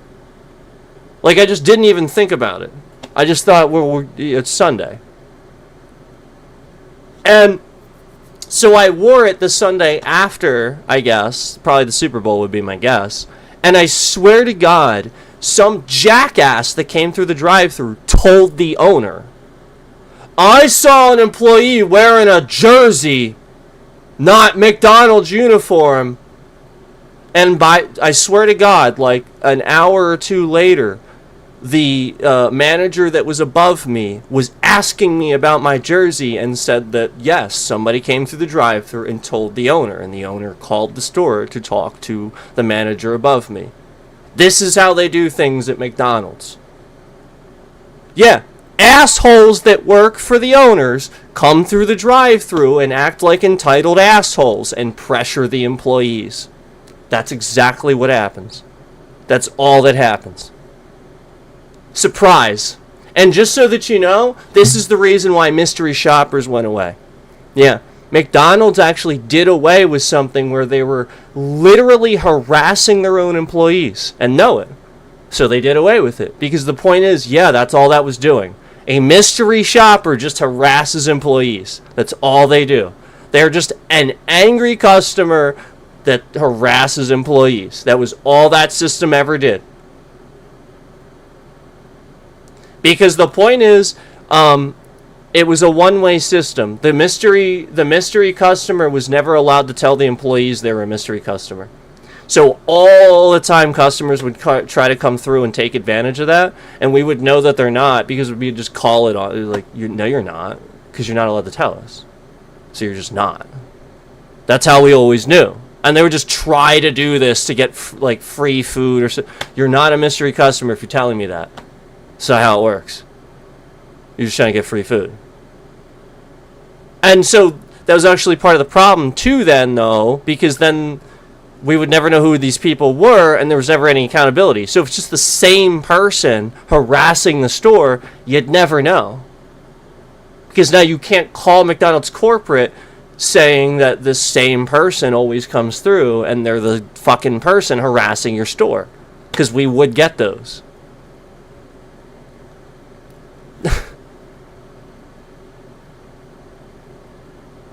Like you just literally just an entire company where everybody upstairs never does anything on the store level. They're literally just a complete bunch of fucking assholes that want to make money jerking off. That's all they want. They want to make money jerking off because they don't do anything. Like I said, the one time I emailed, and this can be just used as a general corporate entity, like if McDonald's does this, Xbox, Microsoft, like this is what people do. This is what big corporations do. When they had a problem with their store manager where she was harassing me, berating me, treating me like shit in front of other employees and customers, and I told them about this, and again, this store manager, she's in her early 20s. She shouldn't be a store manager anyway. And this is how she's acting. And she's even younger than me, treating people like shit. And everybody agrees. Everybody's leaving her store. She can't keep employees. And the whole point is, I finally had enough, and I sent a mass email to all corporate, all these managers and stuff like that, and I show them proof. She's insulting people. She's literally typing insults in a manager communication that goes out to everybody, And it's stuff that's wrong.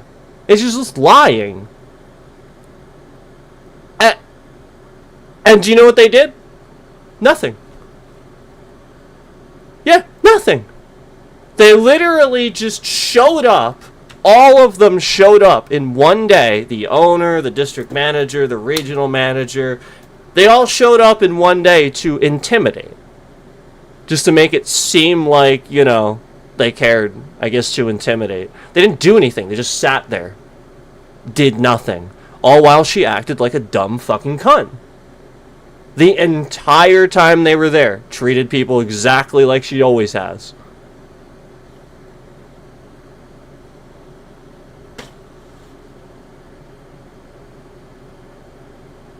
And they didn't do anything.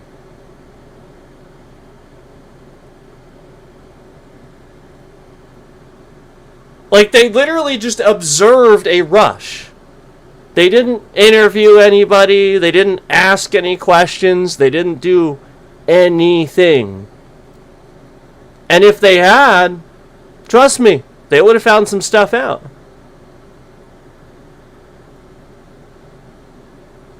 The whole point is they would have found out she was promoting another manager for the sake of being friends with that manager and talking about other people.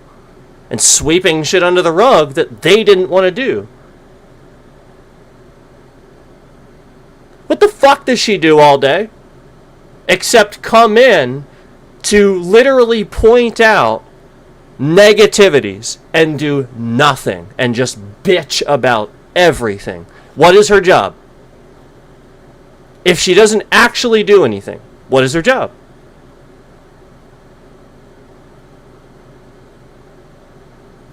To be a placeholder as a GM? To be a placeholder? Because she's not doing anything. She hires people that leave in 3 months. She treats people like shit. She comes in to not do her job and only flex into positions when it's very busy, and then she causes problems and chaos. Sounds like somebody literally doesn't deserve their job. And all you're doing is endlessly promoting this person because she's an attractive female. That's it. She's an attractive female. That's all. Yep.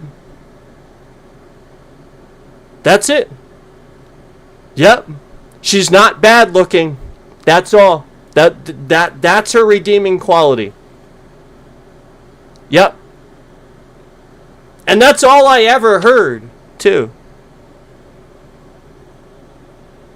Yeah, seriously. Like, everybody was sleeping with her.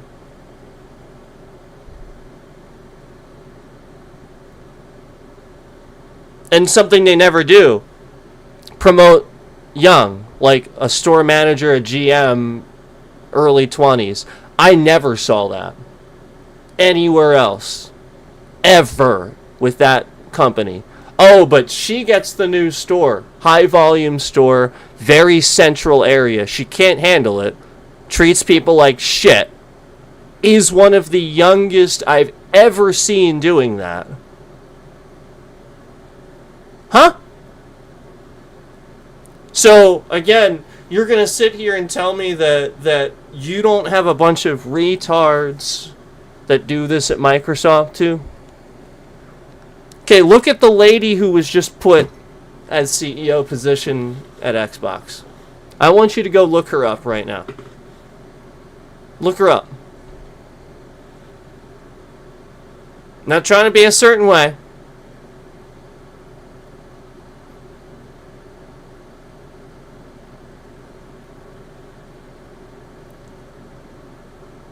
Now, again, I'm sure she has some qualification for the position.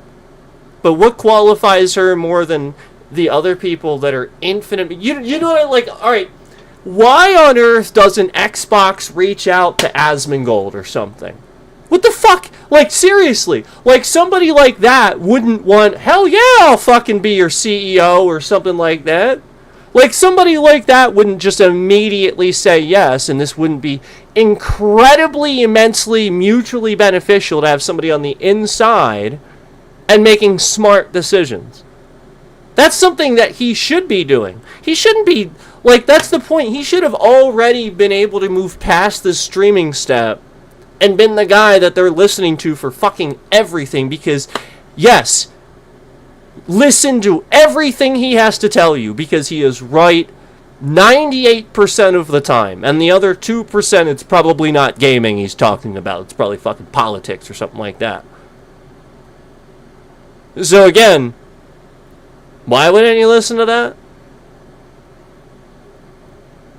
Why wouldn't you promote that? Why isn't this the natural inclination where all these streamers that are whales sit on here and, you know, get paid shitloads of money to sit on here and stream, but then where's the healthy graduation to the next step? So that way the system keeps going and other people replace that. There isn't one.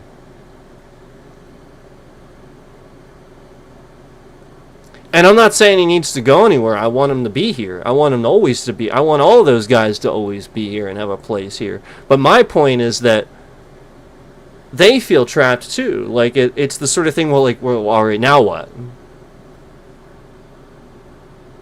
And you're not always moving up and moving forward.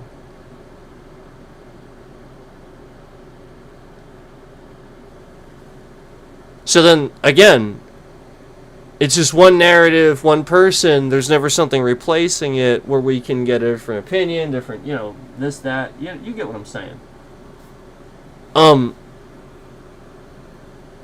Why aren't these people being eyed up for positions where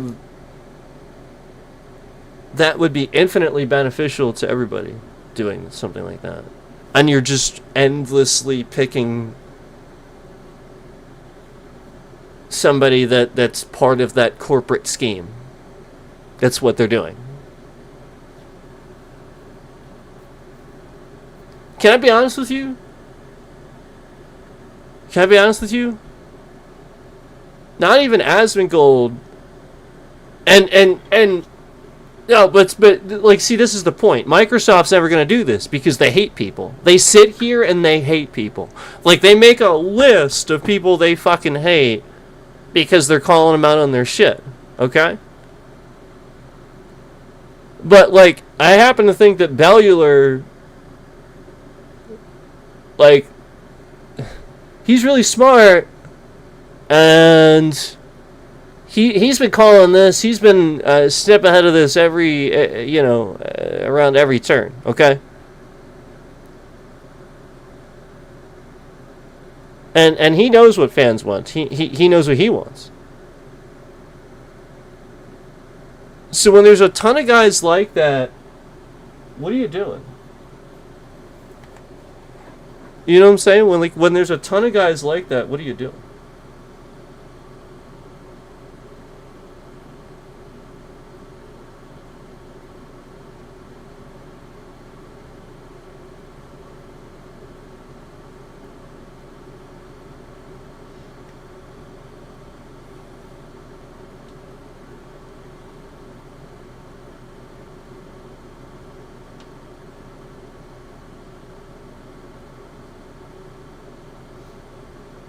So, I can't express enough how absolutely fucking trash the Xbox app is. Like, even just now, I finished installing a game, and it just freezes on 100%. Literally just fucking freezes there. Like, literally that fucking trash. Why is fucking Microsoft so fucking trash? Freezes. 100%. It's done. It has been done for a while. But, it'll just freeze at 100%. And then again, you'll pause it. And then it'll freeze doing that too. You'll try to, pause it and resume it. Nope. It'll freeze doing that too. It'll just say pausing. Your fucking app is so goddamn trash. It's pausing. Like present tense, it's trying to pause. It is that fucking trash. Holy shit. I can't just pause it. It's that frozen. Jesus Christ. What fucking garbage. What literal trash. What literal fucking trash.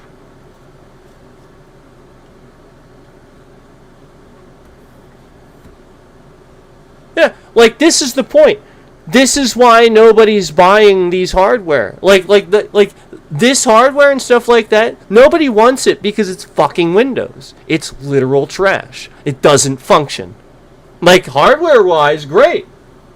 But, you know, as far as a game console, just, you know, oh, Xbox app. So, you know, if we want to install something, it's going to fucking be trash and freeze and have all kinds of problems. And scammers can sit here and fuck around with your device because, you know, you're logged in to everything. Yeah.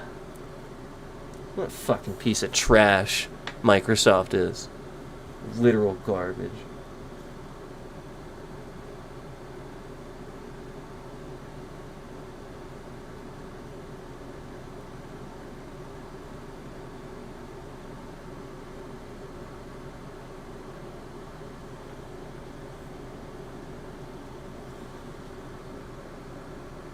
Such trash.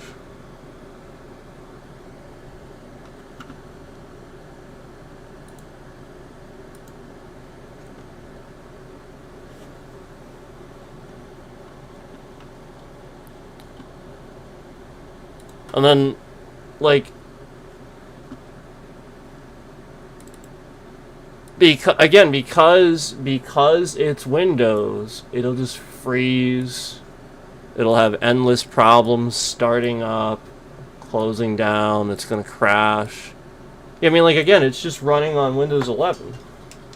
So, like, you know, yeah, like, it'll just crash. Like it's doing now. Like, it just literally will fucking crash. Yeah, it has crashed. And all I did was log into Windows. It literally fucking crashed. So, I mean, like, you know, like, how many times can we talk about the same thing? It is literally fucking, it is trash. It is literally crashed. It is just sitting here on a black screen doing absolutely nothing. And I already force-stopped it and shut it off because the fucking Xbox app paused at 100%, and it was just pausing. You know, it can't complete the download, so, you know, I'll pause it, but it'll freeze. And now it's just frozen. I can't even fucking start anything up. No buttons work, nothing's happening. Literally that fucking garbage. It is a brick. It is literally a brick. I mean, I swear to God, it's literally just a fucking brick. It's completely unresponsive. It's doing absolutely nothing. I cannot express enough. Oh, again, this is why nobody is buying them. Because it's fucking trash. Because of software. Because, again, gee, who makes the software? Oh, duh! Windows, Microsoft, duh!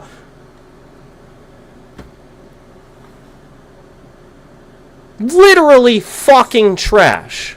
So, again, I wonder how many times I have to reboot the thing for it to just not start up. I'm probably going to have to sit here and factory reset, and just for the same thing to happen.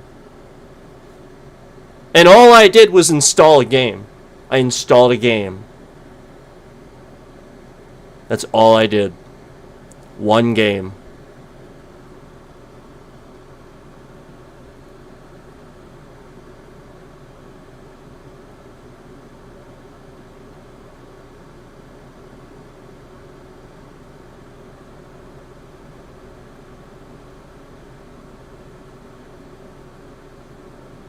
Wow.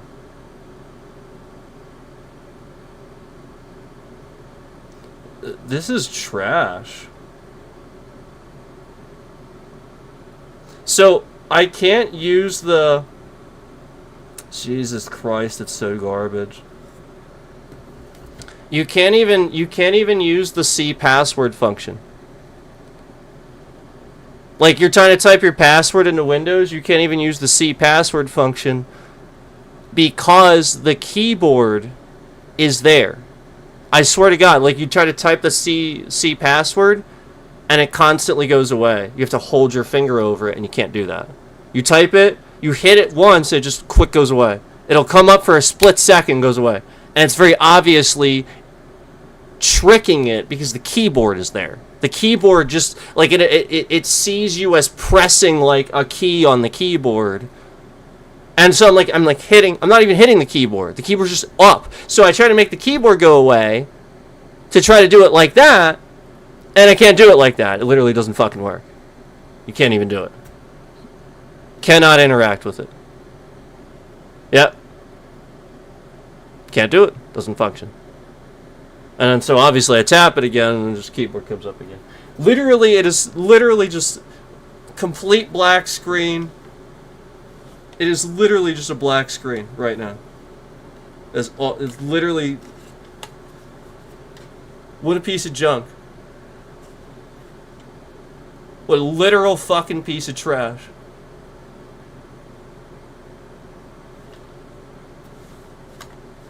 Just complete...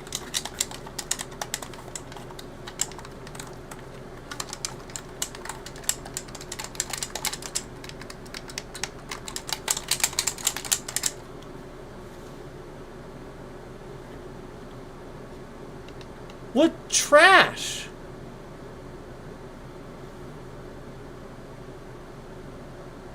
I mean, this is this is literal garbage. This is bad. This looks really bad.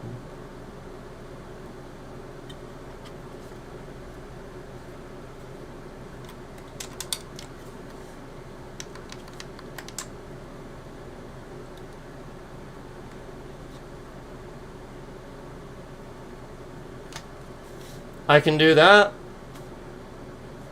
Works just fine. I can shut it down just fine. Yep. What literal garbage. What literal fucking garbage. What literal garbage. Yep. And it's totally shut down, as you can see, you know, because the lights aren't on and there's totally not a light on top. So, you know, it's totally shutting down. It's not literally trash right now and just staying on. Look, there's still a light.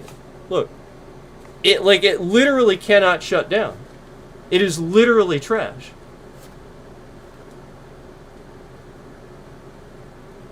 I mean, again, this thing's a brick because of Windows. It's not because of the hardware. It is literally a brick because Windows is fucking trash. And I mean, again, all I did was install a game. You know why this is happening, right? Because this is wireless.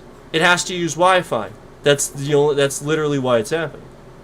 And I've already expressed to you that Wi-Fi causes this. Yeah, so because there's no CMOS or anything like that, I can't simply just start this up. No Wi-Fi. I can't turn that off. So now it's just endlessly starting up and crashing. This is what it does. Ready?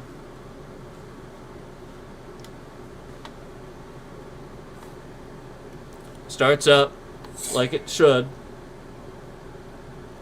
Okay? Like it should. I'll get the login. There's the Windows logon. I'll get the Windows login. Okay? Alright, ready? Ready?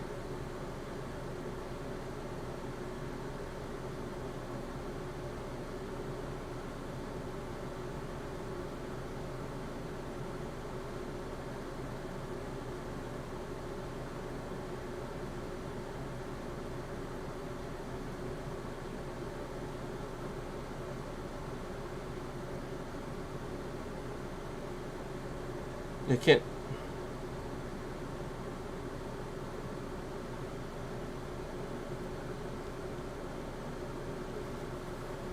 That's all it does. Black screen. So Microsoft broke this because remember, you have to register this. So this was on purpose. They broke this device. So again, all I'm going to do is return this. I'm not going to return this to where it came from. I'm going to return it to the manufacturer so that they can go after Microsoft. I'm going to communicate with the manufacturer so they can go after Microsoft. Because this is very clear. This is Microsoft attacking this device. They are breaking it so that you can't sit here and use your games. And again, all I have on this is Xbox. I installed one game. The game froze at complete installation and then again ceased to ever start up after this. This is Microsoft.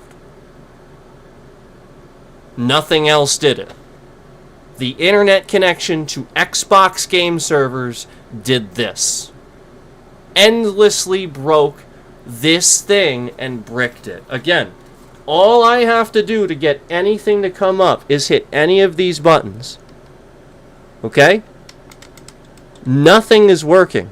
And even when I hit this one, it does the vibration to indicate that I am pressing the button, so the hardware is fine. It's literally just Windows frozen. It's that trash. So, what I'm going to do is, I'm going to probably hack this, but I'm going to send it on over to the manufacturer after I take a look at it, because I want to figure out what they did. I think what they did was just cause the login to memory leak. So that way, as soon as I log in, it memory leaks, and they can just sit here and endlessly get my data and stuff like that.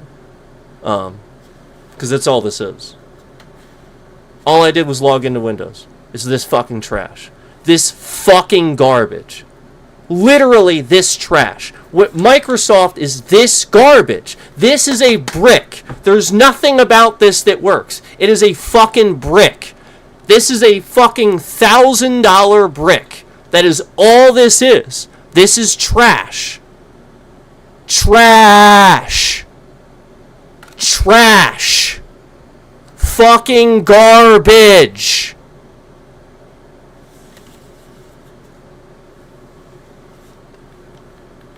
Yeah. No volume buttons, nothing. Even the thing to bring up the task manager doesn't function. I'm sitting here holding the buttons. I know the hardware function to bring up the task manager and all that stuff. It is not happening. Nothing works about this anymore after installing one Xbox game. Nothing. So, do you understand what's happening to that now? Where all I'm doing is logging in. It's Xbox. And Microsoft is this fucking trash. That's it.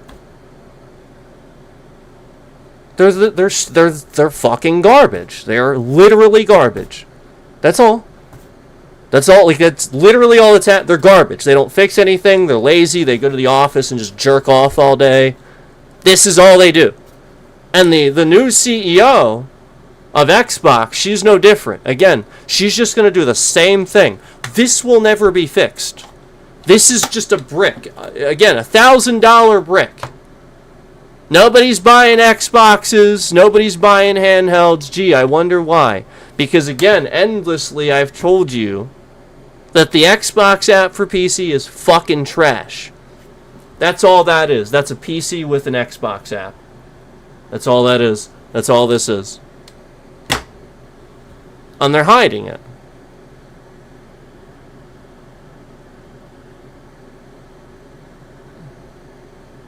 It's why that was supposed to be better, because it's going to emulate the fact that it's a PC. It's not actually a console, really, technically.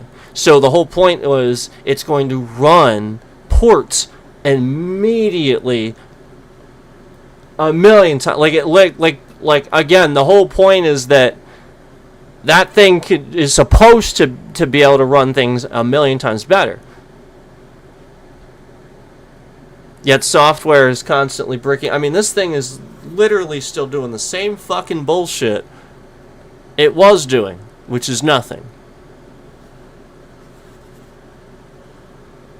It's just sitting here. I have done nothing. I have been able to do nothing. It has bricked. And again, all since me talking about this on stream. If I hadn't talked about it on stream, it wouldn't have happened. You get what I'm saying? Like, again, none of this would have happened if I hadn't talked about it on stream. All this is Microsoft confirming that they can break things, devices that you know, streamers and people would have that are logged into accounts. That's all they're doing. And they're sitting here verifying it via stream. That's all. That's why they want you to add a phone number and stuff like this. They just want to break everything. And sell your data. They just want to make money selling your data endlessly. So, all I'm going to do is, maybe actually,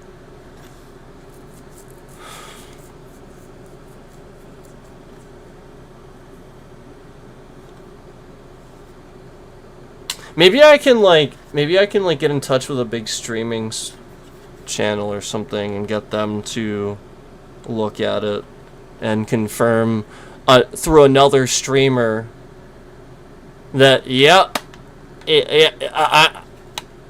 what, you know what I mean? Like, what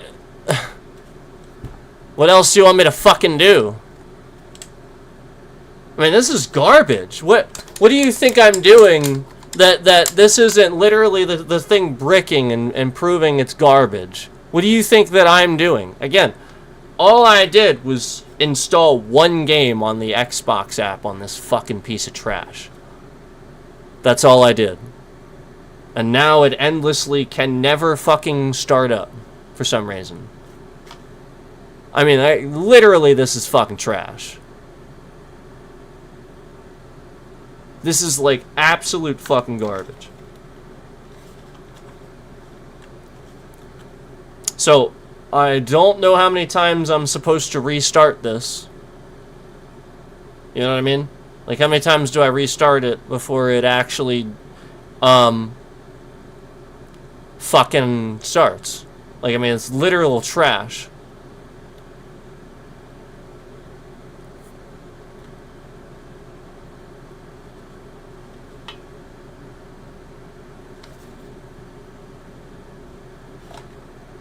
It's trash. It's absolute garbage. So this is my point. Like, well, remember when we asked why aren't more people buying these? Well, maybe we know now. Yeah, maybe we know now. Yeah.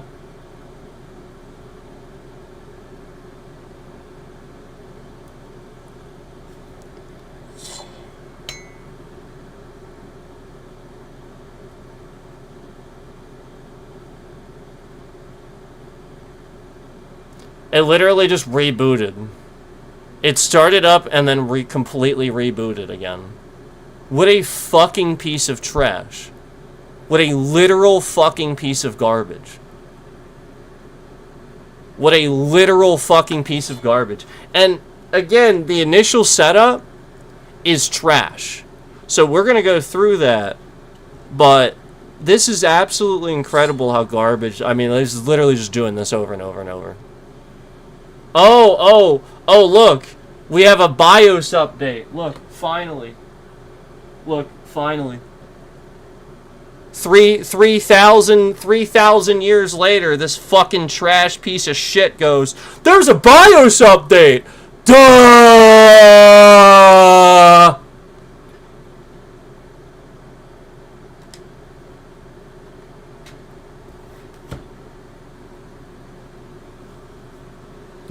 And that's Windows. That is on Windows. It is. It's Windows device. If it needs a BIOS update, Windows needs to detect that. That is trash. And I waited hours for that fucking thing to do a Windows update when it first started up. That is fucking garbage. Yep, that many fucking times. Yeah. I actually probably initiated the update just now through trial and error, through trying different stuff. Because it probably wouldn't have done that had I not, initiated that update. However, let's talk about why this is trash.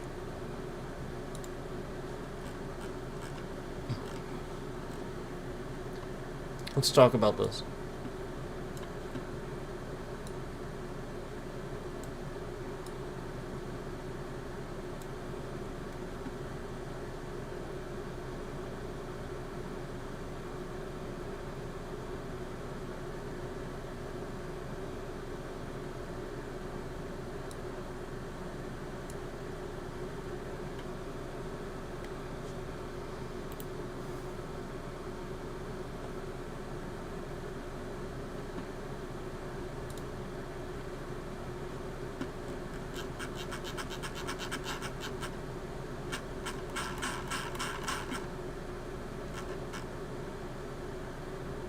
Okay.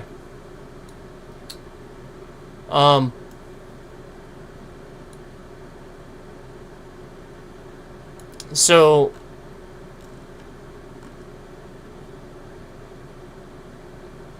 originally this was about how I could not bypass the fact that, so like basically I said initially I am being forced to sign into a Windows account just to use an ROG gaming handheld. I will probably return it, yada yada yada. Because this is absolute garbage, and it agrees. But again, like it not initially. Initially, Gemini is under the impression you can bypass this, and it gives me all these answers. You know, you can do this and that and the other thing, yada yada yada.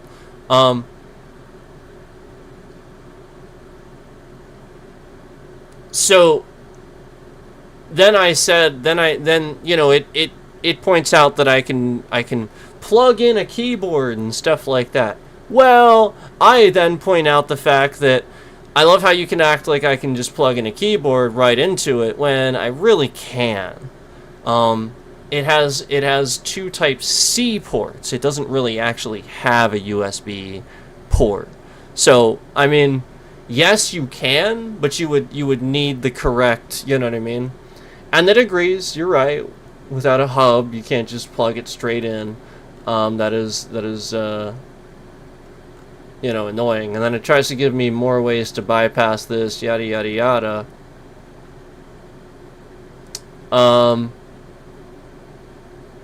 Oh yeah, I got irritated because it typed a command in all caps while not telling me if it was zeros or O's, and then I told it about that. That was annoying as fuck.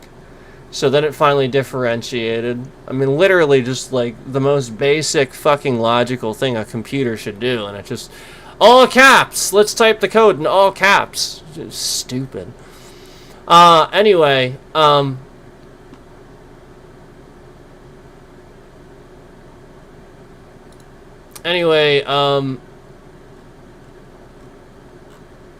again, they just keep, like, Gemini is so trash here, like, literally just giving me the wrong, like, just doubling down on the wrong thing, and it's not helping at all.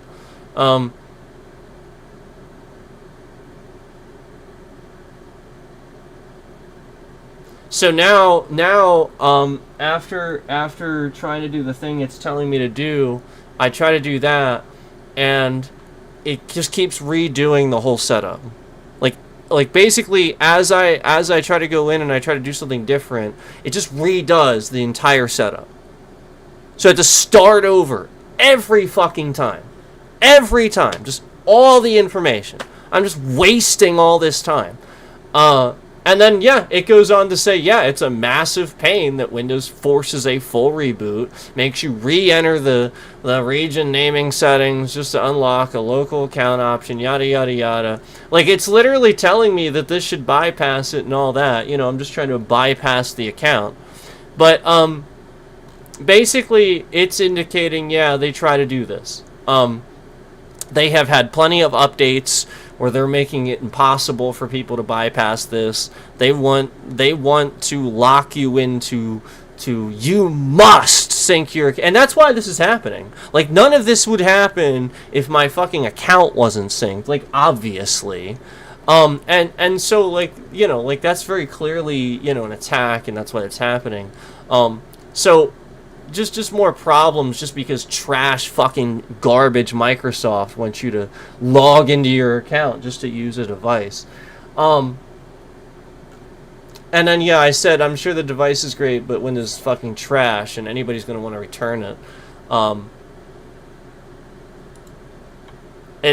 It does indicate Windows is incredibly frustrating with this. Microsoft has been actively removing the simple bypass commands and newer updates to force people into their ecosystem. It even says that. The thing's endlessly trying to boot and failing. So you know, I mean, like, it's just, it's a piece of trash. And yeah, on the setup, basically what it was doing was endlessly resetting like it is now. Like, it was trying to get me to bypass this, and it was endlessly resetting, so I couldn't.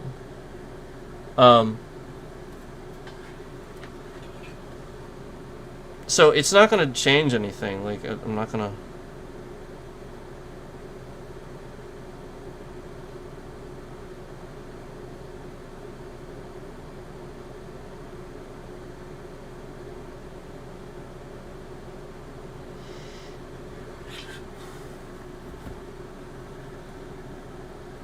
It's just gonna be a piece of shit.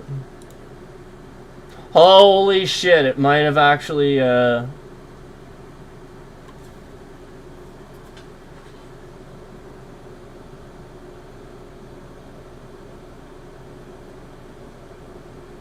Yeah. Yeah, it actually did it.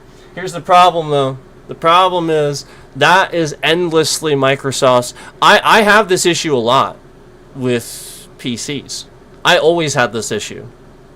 Where my PCs, the chipset driver, the BIOS update, all these things that Microsoft should regularly update through the fucking Windows Update, it's trash.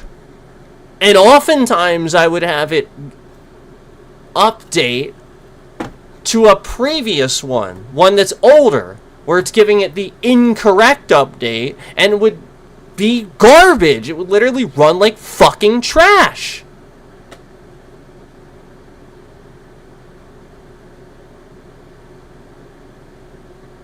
I mean, literally, why the fuck are you so garbage, Microsoft, that I've been shouting the same shit for years? Years. Failed updates. You do nothing. Failed updates. They get worse. You do nothing. Failed updates. And then here we are. Same bullshit you never fixed. What the fuck? How are you so trash? How is it that Microsoft is so fucking trash that I can sit here as a streamer and say the same things for years? Years. And they get worse. They don't fix them. They get worse. Oh, there's this thing where the Xbox app for Windows is fucking garbage? Oh, we're not gonna fix that. And then we're gonna launch a whole bunch of fucking handhelds through Asus and have them look like shit. So that way everybody thinks Asus and ROG is shit. But meanwhile, we're shit. That's all they're doing. They're trying to make that's all they're doing. I guarantee it. They did this on purpose. I promise. That's all they're doing. And they're intentionally working with certain, again, ROG. Very commonly, Asus is trusted. Everybody knows this. Very trusted brand, just like other brands are. And then meanwhile, they're going to have everybody think it's trash. Let's talk about what else happened when I was setting it up.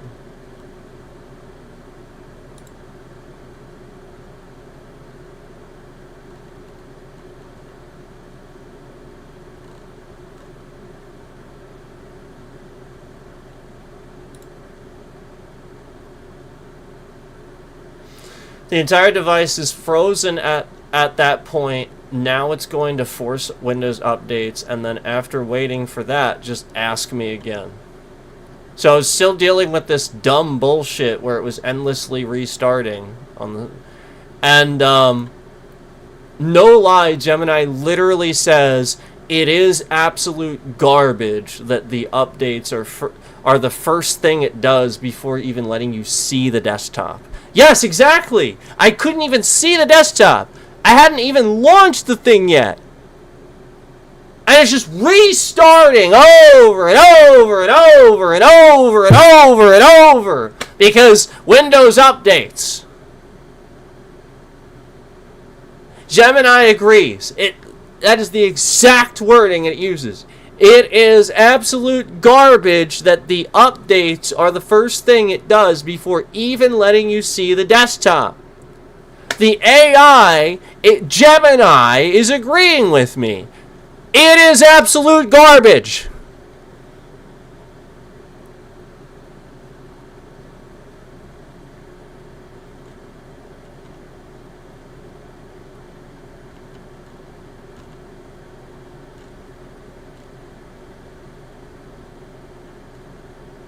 Then I typed Microsoft Windows 11 is really a giant piece of garbage anyway. I swear to God, Gemini replied with, it really is, period. I swear to God, it literally says that. It really is, period. You bought a high-end piece of gaming hardware, but Microsoft treats it like a locked-down data collection terminal. Yep. Yep. Yep. Yep, exactly. Microsoft Windows 11 is really a giant piece of garbage anyway. It's all I typed. And it really is. The answer, it really is. You bought a high-end piece of gaming hardware, but Microsoft treats it like a locked-down data collection terminal. Mm-hmm. Yep. Mm-hmm. Yep. Yep. Mm-hmm. Yep. Yes.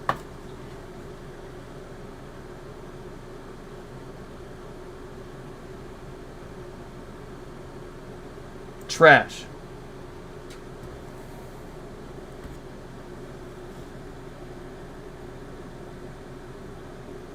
And Microsoft does this. Like, the whole point is they are so invasive that oftentimes I have found that if they think that you're going to, like, they don't know what a device is and you just activated it, and they think that you're a streamer that's likely to go on stream and talk about something, where you just activated this device and, it's none of their fucking business why you acted, you know what I mean? Like, they have no, but meanwhile, they're just going to sit here,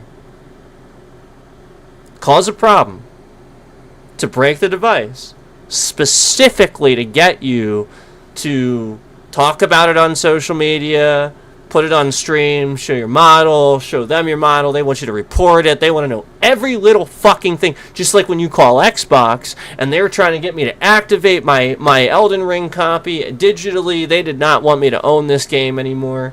Their only solution was to activate this digitally. And it's the same thing. They break it on purpose, cause a problem on purpose, and are monitoring your network all the time for the sakes of doing this. They are trying to torpedo gaming.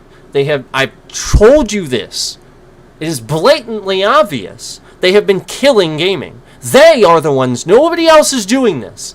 It's not Sony. It's not Nintendo. It's not Sega. No, nobody wants to do this except Microsoft, because they're fucking trash and they don't know how to fix their fucking garbage trash. That's the only reason they're doing it, because they're dumb as fuck and can't fix these things. So, since they can't fix them and they're dumb as fuck, break it. Make everybody think it's just a problem. It's everything. It'll appear that way when everything runs Microsoft. It really will.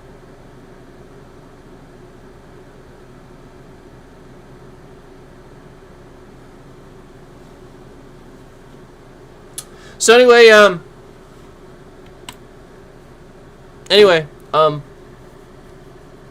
another thing about this that I wanted to call out is that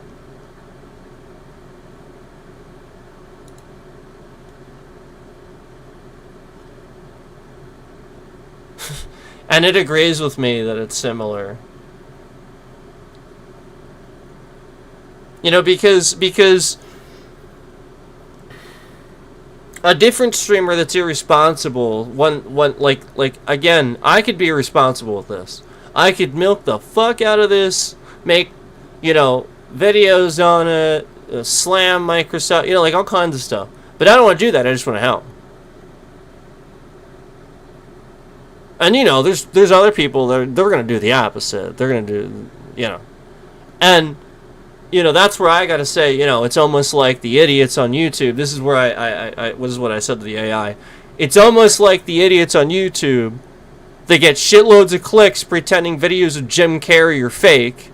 They don't give a shit about Jim Carrey, but now that they can use different public image for misleading clickbait, now they want to talk about him. And if you remember, I talked about him because he's my top two favorite. It's literally he's my favorite, and Tom Cruise is my favorite. And I talked about him literally the stream right before all that went viral, because I was just talking about him because he's my favorite actor. I just happened to be talking about him. And YouTube removed a whole bunch of views as that was starting to trend. They were removing shitloads of views. Because remember, on that stream, I was just talking to you guys, and I was talking about SNL and all that stuff. Remember, I talked about Jim Carrey. Remember that? Yeah. And I was like, man, he was the perfect third guy for the Night at the Roxbury sketch, and I hope he hosts again. He was great, and I've always loved him and everything. I even told you one of my favorite movies was The Majestic. A lot of people don't even know about that one. It's one of my favorite movies. I was talking about all this stuff the night prior to this exploding and going viral. And then they sat there, halted my view progress, and subtracted several hundred views from that stream since then. Period. And meanwhile, Moist Critical gets 2 million views off posting a video that's like 10, 20 fucking minutes where he's like, people are freaking out about this, and he gets like millions of views on that. And meanwhile, I organically talked about him the night before this. But people are getting millions of views just talking about this absurd thing that's not true, that stupid people want for clickbaits.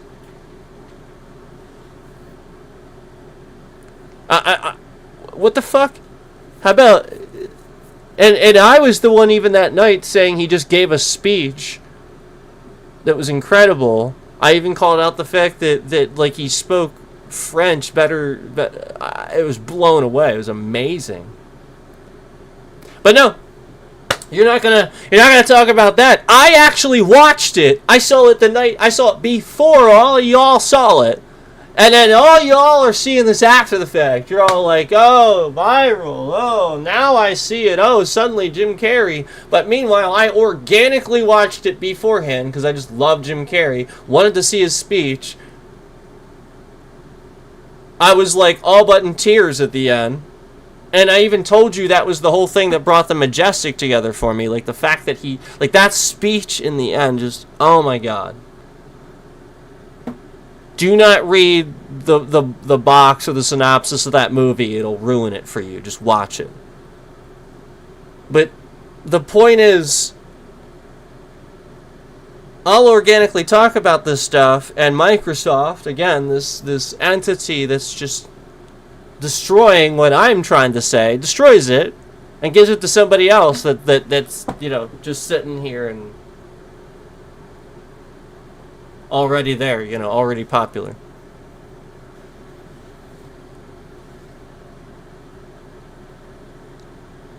I'm just saying. I mean, there's nothing wrong. Moist Critical getting a bunch of views on it, because he's one of the, yeah, that's why I mentioned him, because he's one of the least fake ones out there, but, I mean, there's just nothing fake about him, but, yeah, the point is that, like,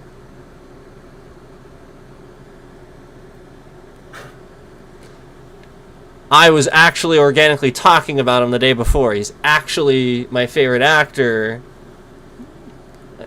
I just, like, you see where they throw the fucking views at the people that sit here and they're just dumbasses. Oh, Jim Carrey's a double. They replaced him. Duh! Let's irresponsibly try to get dumb people to believe this. Duh! I mean, it's literally how I look at it. It's the same fucking shit as this. That's the point. Where dumb fucking people aren't going to know what to do about this.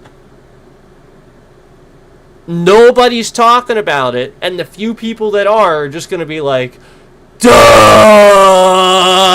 I guess it's shit. Duh! But meanwhile, you can watch my stream and actually have constructive criticism and be like, oh, Microsoft is trash and they're causing all these problems? Oh. And then we can start getting some progress in there. But meanwhile, nobody's doing that. It's like the people that go watch Asmongold's stream for politics instead of mine. Asmongold doesn't know anything about politics. He will admit this. He is capitalizing on this shit. He didn't care. He'll probably flat out admit it. He didn't give a shit. It is his opinion. He doesn't know shit. He looks shit up, forms an opinion. He don't care. And I don't give a shit either. It's his opinion. But I am very smart with politics. And I've been saying the same shit since. I don't change my opinion. I don't misinform you like he does, where he comes on and says, well, Trump did the ceasefire, and actually believes it. Meanwhile, Biden organized the ceasefire way back in March of that year, and this guy's just eating up the lies. Okay? Alright, so then stop going to him for politics then if you want truth. I mean, if you just want to watch a guy blatantly don't know what the fuck he's talking about, okay, go ahead and watch his dumb fucking opinions on politics. I don't care. They're stupid, though. They don't hold any grounding towards literally anything. He is just wrong. I mean, it's the same thing with PCs when he decided to make a PC company. And the guy doesn't know jack fucking shit about PCs. I mean, just because he's a really good gamer and he's always done this, don't mean he doesn't know anything. I mean, we all pulled him apart. Any one of us that watched him unbox his own PC, immediately we realized where the... I did. I sat there and watched him. I was literally sitting... I was doing this. As soon as I saw his PC, I went like this. I was like, he has more shit in there. Like, what the fuck is that big plastic thing in there even for, except to overheat it more? He had all this shit in there just to have it in there. Like, it was just blatantly obvious to anybody that knew what they were doing that this guy didn't. So the same thing with politics. he thinks he knows what he's talking about. He thinks he's a fucking genius. But to anybody that's been paying attention, they know political science. They've actually been following it all these years and know it's a science and research it. Yeah, they just know he's fucking full of shit and he's just making shit up. You know, it's kind of like I still want to know who actually is making stickers of Biden that say I did that, and nobody has done anything about this yet because all they're being used for is to deface gas stations. I, for the life of me, have no fucking clue who is actually getting away with selling stickers and making them, where the sole purpose is to put them. And I swear to God, I've seen them for sale at gas stations.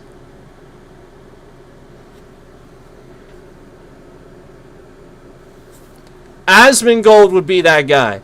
He would own a gas station and then sell those stickers and not put the two and two together. He would be that guy. He would be like, it's so fucking funny, I can't not sell it. And then meanwhile the people are buying it just to put it on his gas pump. And now you're gonna spend money taking that off because you're gonna lose business from people. Because you want other people's business. You don't wanna. It would be a stupid thing to do. So you see what I'm saying? Man.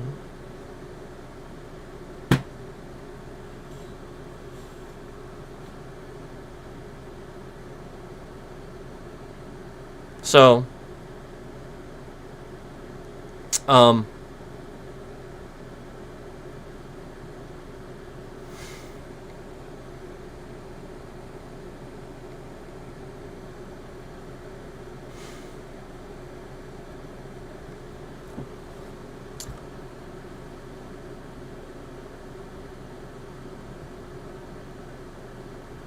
people don't need to be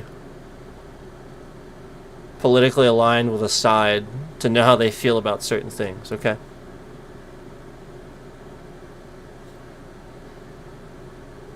And politics should be set aside when we're talking about war.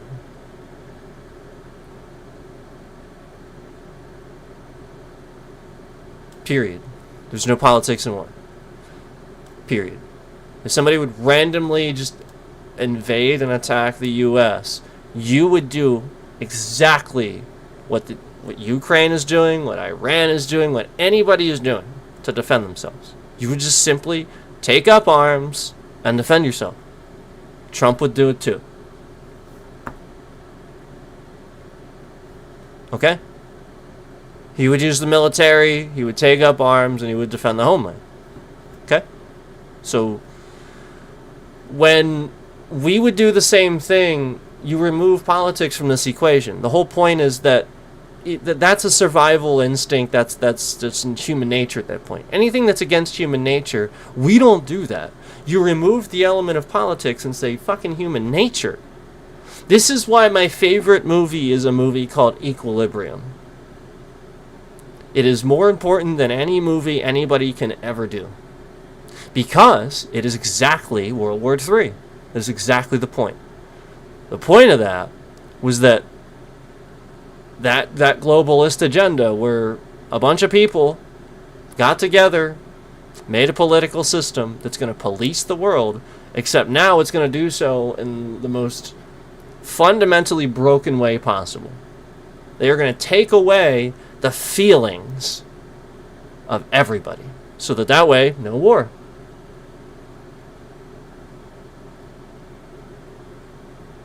Sounds really good on paper initially. Except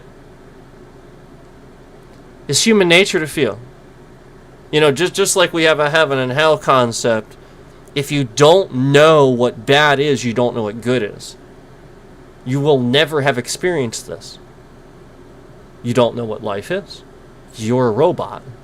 You'll arrive at the same conclusion AI is trying to arrive at now, where it would want to eradicate civilization just for the sake of doing it. Whereas feeling, you suddenly understand You live just for the sake of doing it, because you're not going to do that forever. There is a limit to that.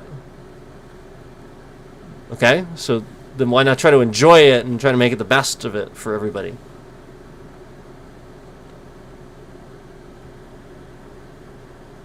So the whole point of that message, that movie, the concept is that if you did that, human nature would take its course, as it did, as you could see in that. That's the whole point. You know, all it took was for one time for him to skip that, and human nature took its course, where he started realizing things, figuring things out, and just how important. You know, the stuff that before he was destroying, you know, all these records, this artwork, all this stuff. Before, he didn't care. He didn't have any feelings about it.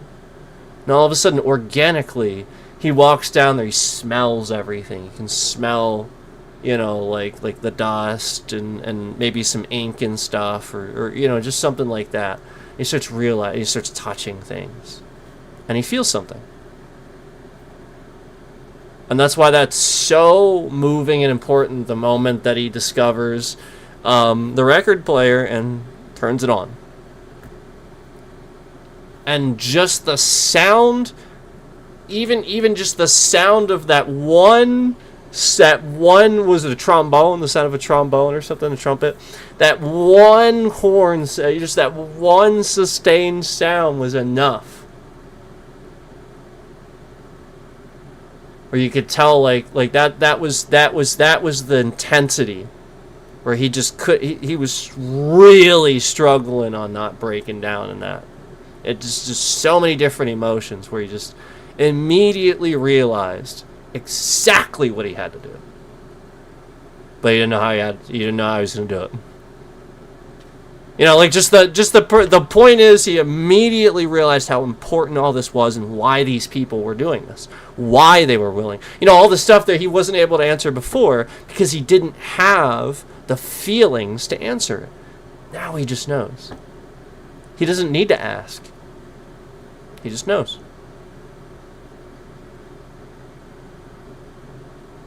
That's important, because that's what's happening. That's the test of the human condition. Somebody that doesn't appreciate everything they have, that's always been rich, given everything, and then doesn't need that everything because they've never used it and don't see a need for it, because again, they weren't working for those things, so they don't understand what it was doing for them. So now they just think, oh, just because. And so they don't really understand struggles. They just think everybody will have it easy like they did, and this is just how life is for people. They will not understand. And that is who is driving our country, who is driving the world economy right now and stuff like that. People in those positions that have lived those types of lives.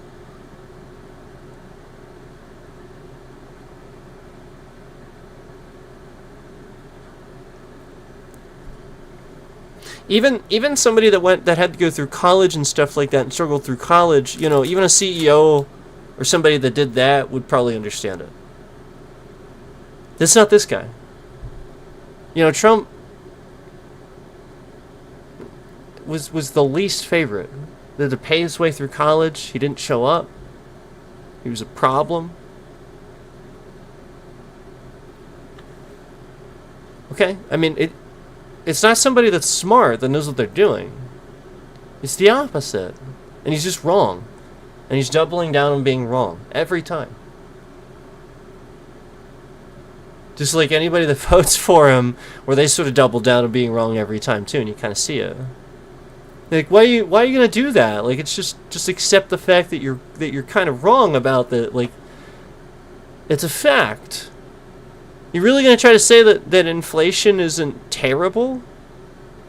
That the economy's not terrible? That we don't pay for terrorists? All of that is stuff that's happening.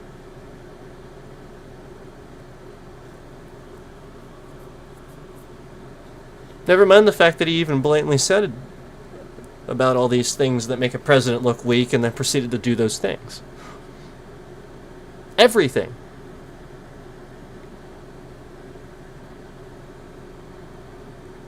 I mean, like, the government shut down how many times? And that's what he said about it makes the president look weak. Because why should the government? Yeah, I agree. Previous Trump that wasn't president, I agree. So why couldn't you reach a deal with why were the Republicans so out of control that they couldn't reach a deal with the Democrats? That the government shut down.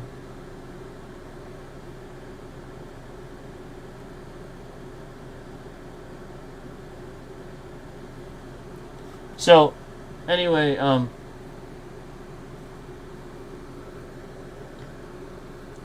the main thing was to show you guys, you know, a decent handheld, and then show you exactly what would happen organically with a Microsoft product. You know, again, it's not Microsoft in hardware, but software. You know, like with a software-run Microsoft product, where the hardware is phenomenal. You know, like there's no question. Like everybody knows Asus, ROG. There is no fucking question. Okay, we all love Asus, ROG. Okay, all of us. There's a reason everybody wants Republic of Gamers stamp of approval. There's a reason, okay? So we trust that. And so you have to take a look at, again, everything I just said and all the trash stuff going around it. Just like I said with the Jim Carrey thing, where people want clickbaits. You know, they're not trying to get to the bottom of anything. They're trying to confuse you. You know, 90% of those people.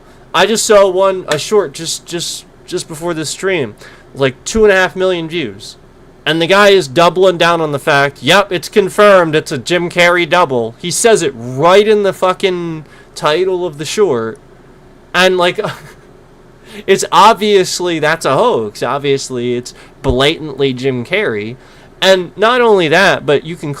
The guy's voice is unmistakable. It is unmistakable. You will not mistake it. That guy has an unmistakable voice. And just understand that he's not that same person anymore. He's acting different because he knows who he is now. He went through a little bit of a transition and just sort of kind of figured out who he was. That's all. He had to sort of just figure himself out. He was always playing a character and, you know, sort of just was the character of Jim Carrey and not the person. And he said this. That's all. He's just more loose, more a person. He's gonna probably answer more honestly instead of what he thinks the production company will want him to say or something. But that's probably a good thing, you know.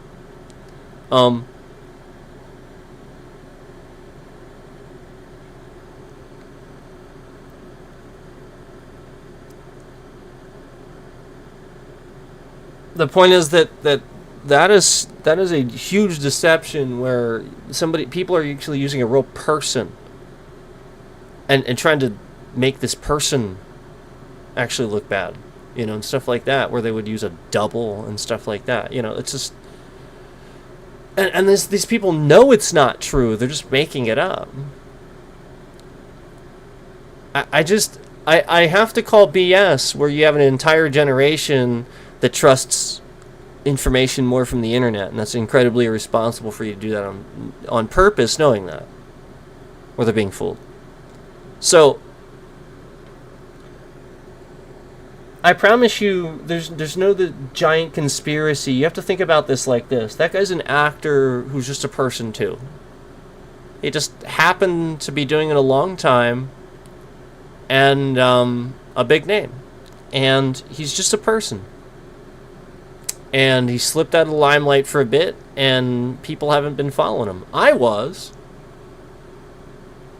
I saw him all that time. I was catching the little pictures here and there that were getting posted and stuff like that, and I did. And yeah, he slowly, his look changed. He had a big beard for a while.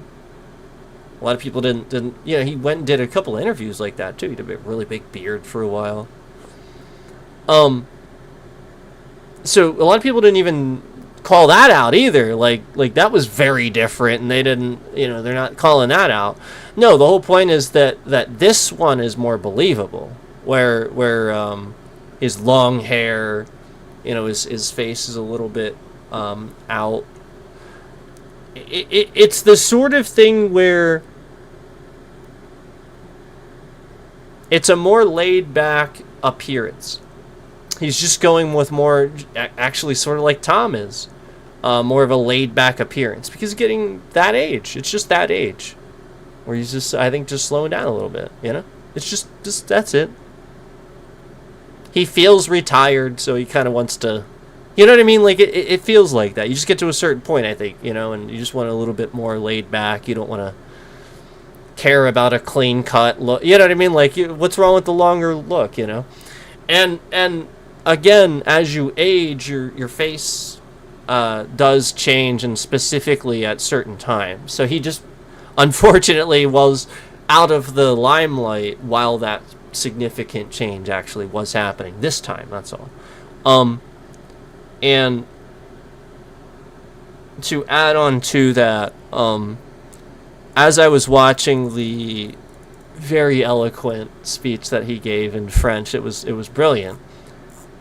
Don't forget about the time where he blatantly stopped to say some, I think Americans, just to say their names with an American accent in American. And there was a distinct, noticeable, sharp difference between his French speech and immediately going straight to that, and it's just Jim Carrey. You just heard it immediately. It was just like, it was like Jim Carrey was narrating Jim Carrey. You know what I mean? Like, it was definitively him.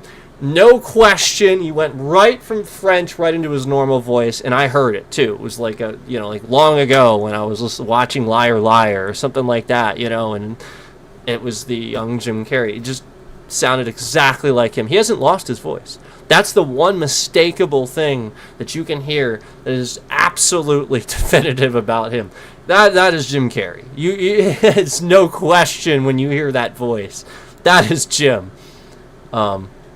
He can project quite a bit. He has a bit of a loud voice, so it's unmistakable. And I followed him all the way through In Living Color. I was actually a fan. I know it's hard to believe, but I grew up with that stuff. I watched SNL and In Living Color. I was actually a fan of him before he was really big, and he was just on In Living Color. He was my favorite on there. And that's why he continued. That's why. I loved Fire Marshal Bill. Loved Fire Marshal Bill. Let me show you something! and all that stuff. So, you just have to appreciate what people are taking advantage of, where it's people that are used to getting their information online, and they'll believe things online more so than a piece of fact they found from the media, which is bullshit. Don't do that. The media outlet has a lot more to lose from misinformation than a shit poster. Shit poster has nothing to lose. If anything, they have plenty to gain, okay, from lying to you. The media does not. Usually. Unless, again, it's some sort of Trump-created fake news organization, which there's a lot of, believe it or not. This is what people don't understand. Trump created a shitload of fake news organizations when he became president. That's it. So again, CNN doesn't make a habit of misreporting. They really don't. Fox News, they sort of do, because they have to defend Trump. But that's it. Because they're defending Trump, they just have to sit here and lie. It's that simple. And that's why the fake news organizations lie too, because all they're doing is lying for him. So anyway, one thing I wanted to call out about this, yes, this is a big one. Okay? One thing about this, while we got a BIOS update and everything, one thing about this that you need to really, really put together and realize is while I was setting it up, and again, There's no physical button for this on the device. Okay? So this might be an opportunity for you. But while I was setting it up, Windows doesn't have any auto adjust for brightness or dimming or anything like that. And the entire setup process is a white fucking screen. Like, the whole thing is just bright ass white, and it has like these there's like text and stuff, and it's updating, and it sat there for a good hour and a half on a bright ass white. This is literally damaging the screen right out of the box. Right out of the box, Microsoft wants to damage the screen. I cannot express how they should know this. And me being a streamer, just figuring this out through... I just can't express how a million people at Microsoft could have fucking figured this out before I did. And didn't put it in there. Didn't have a solution for software, and didn't even suggest it to the developer of the product to say, hey, we're not going to do this. Please put a brightness button. Nothing. Because there isn't one. Yet, the entire time you're installing this, bright-ass white fucking screen. Really bright. Really, really bright. Very bright. Like, full brightness. Very bright, white screen. The whole time it's an hour and a half, 3 hour setup. It even tells you that between 1 and 3 hours it takes to do the updates. It knows that. Yet bright ass white fucking screen. So I typed this. Not only that, but this Windows update is so trash.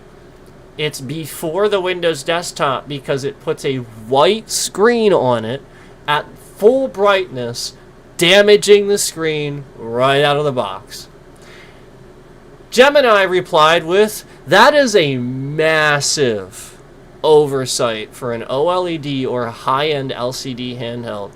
Blasting a static white screen at 100% brightness for an extended update loop is the perfect recipe for image retention or heat soak issues before you've even played a game. Uh-huh. Yep. Yep, exactly. Then I typed, after all that, I typed, Microsoft is literally just garbage. It's literally just a garbage company anymore. Gemini replied with, I'm not even making this up, literally replied with, they really have become the too big to care archetype. They've shifted from being a software company that makes tools for users to a data mining firm that treats its customers like the product. Yep, that is exactly how it feels. And that is exactly what they do.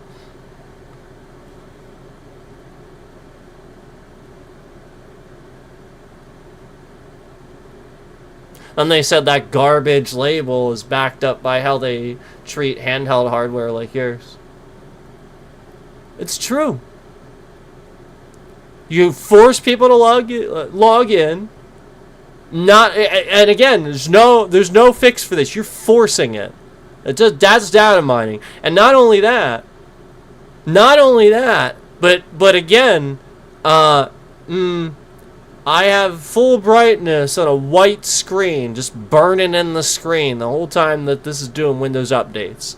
And you don't have auto brightness, you don't have any detect settings whatsoever.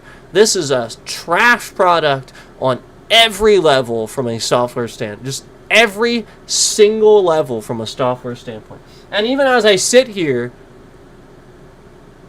the screen has never gone on any type of hibernate. It is sitting here with the Xbox thing, everything on the screen, full blast. There's no screensaver, there's no dimming, there's no brightness whatsoever where it's dimming that screen or going to hibernate. It is still there the whole time. This whole time I've been talking, it's just been sitting here on the Xbox app. Full brightness. Everything on the screen, no dim, nothing. Just that garbage.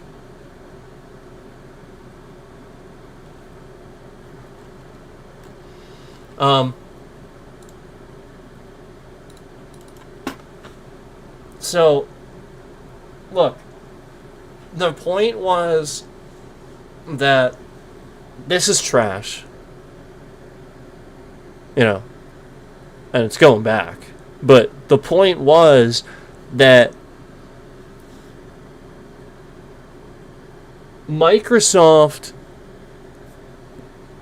has such an ability where Asus, ROG really want to back them. And they are just making them look like shit. On purpose. What seems like on purpose to torpedo the PC gaming community. Because they control it. Nobody else controls PC gaming except Microsoft. Nobody. So imagine your surprise when you're wondering who's been doing this all these years, and it's you don't need to look any further than Microsoft themselves.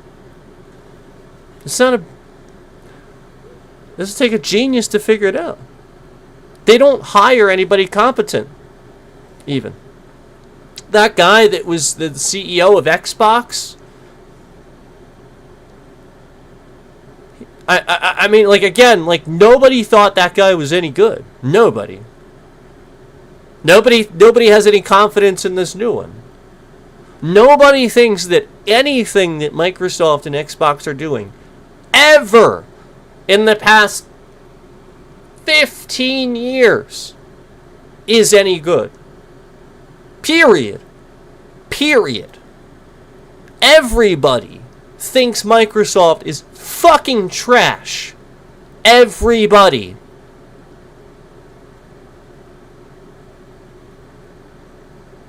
So stop sitting here trying to torpedo the PC market, all while it's very blatantly obvious you're doing it.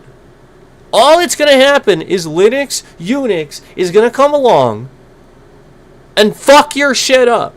It's going to take some time, but I promise they're going to fuck your shit up. And you're going to look so goddamn stupid at the end of the day.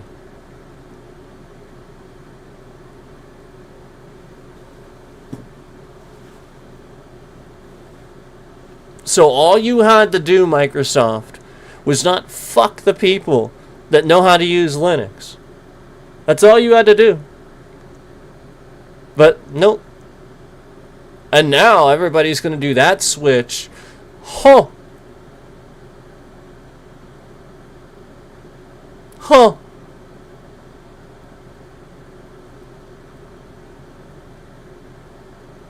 Yeah. Now you have everybody on a Linux device. Huh.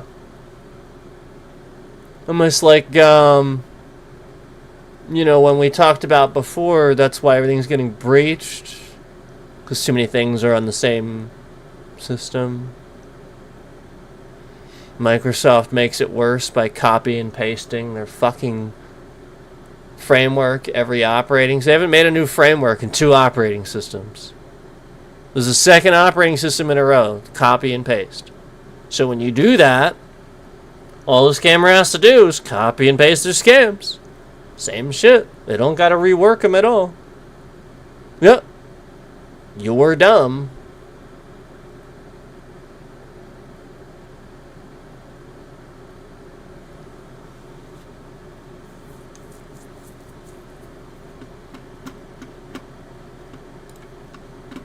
So I hope that you guys understand where I'm coming from with this, and I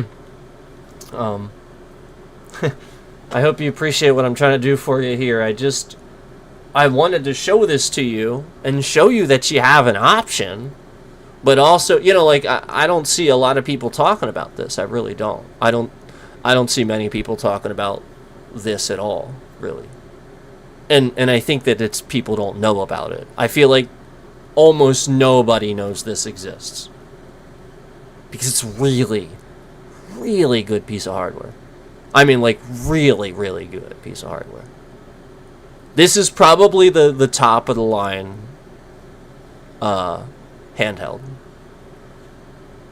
I mean, really, for the most part, as far as hardware specs are concerned, it would be hard to beat it with almost, even the Steam Deck, There's some comparable things, but it really doesn't beat it. It doesn't beat it. There's some comparable things. You know what I mean? Like, it's actually fairly comparable. This certainly does not beat it. There's some things that this actually beats it with. And all you have to do is fix the problems with Microsoft. Like, again, it's trash Microsoft. Or just all these things are going wrong with it because of Microsoft. Like I said, even the built-in buttons that have the nice lighting and all that stuff, that works great. I even pointed out the fact that when it was like breaking and shit, I could actually get it. You know, like there was almost a response from the button that was built in for the firmware, but any of the other buttons weren't really doing anything. So, again, from a hardware standpoint, it seems great. It's just, man, is Windows trash. Boy, is Microsoft garbage.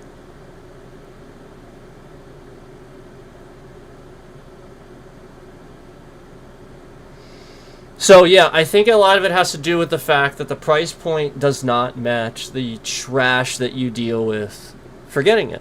It doesn't.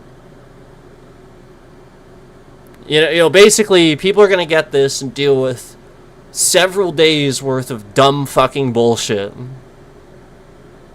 You know, like I already showed you, I spent several hours trying to get it to just boot. And now here I was in front of you for several hours dealing with another endless loop of what I dealt with the first time, just trying to get it to boot, let alone now after I install one game, it's, you know, oh, right, a BIOS update, right, okay, yeah. So again, it couldn't do that initially when Windows was launching and booting and detecting all those things. Got it. Okay, got it. Yep, got it. And then again, crashed because it needed that. So it crashed because it needed that. Got it. Yep. So again, another Microsoft failure.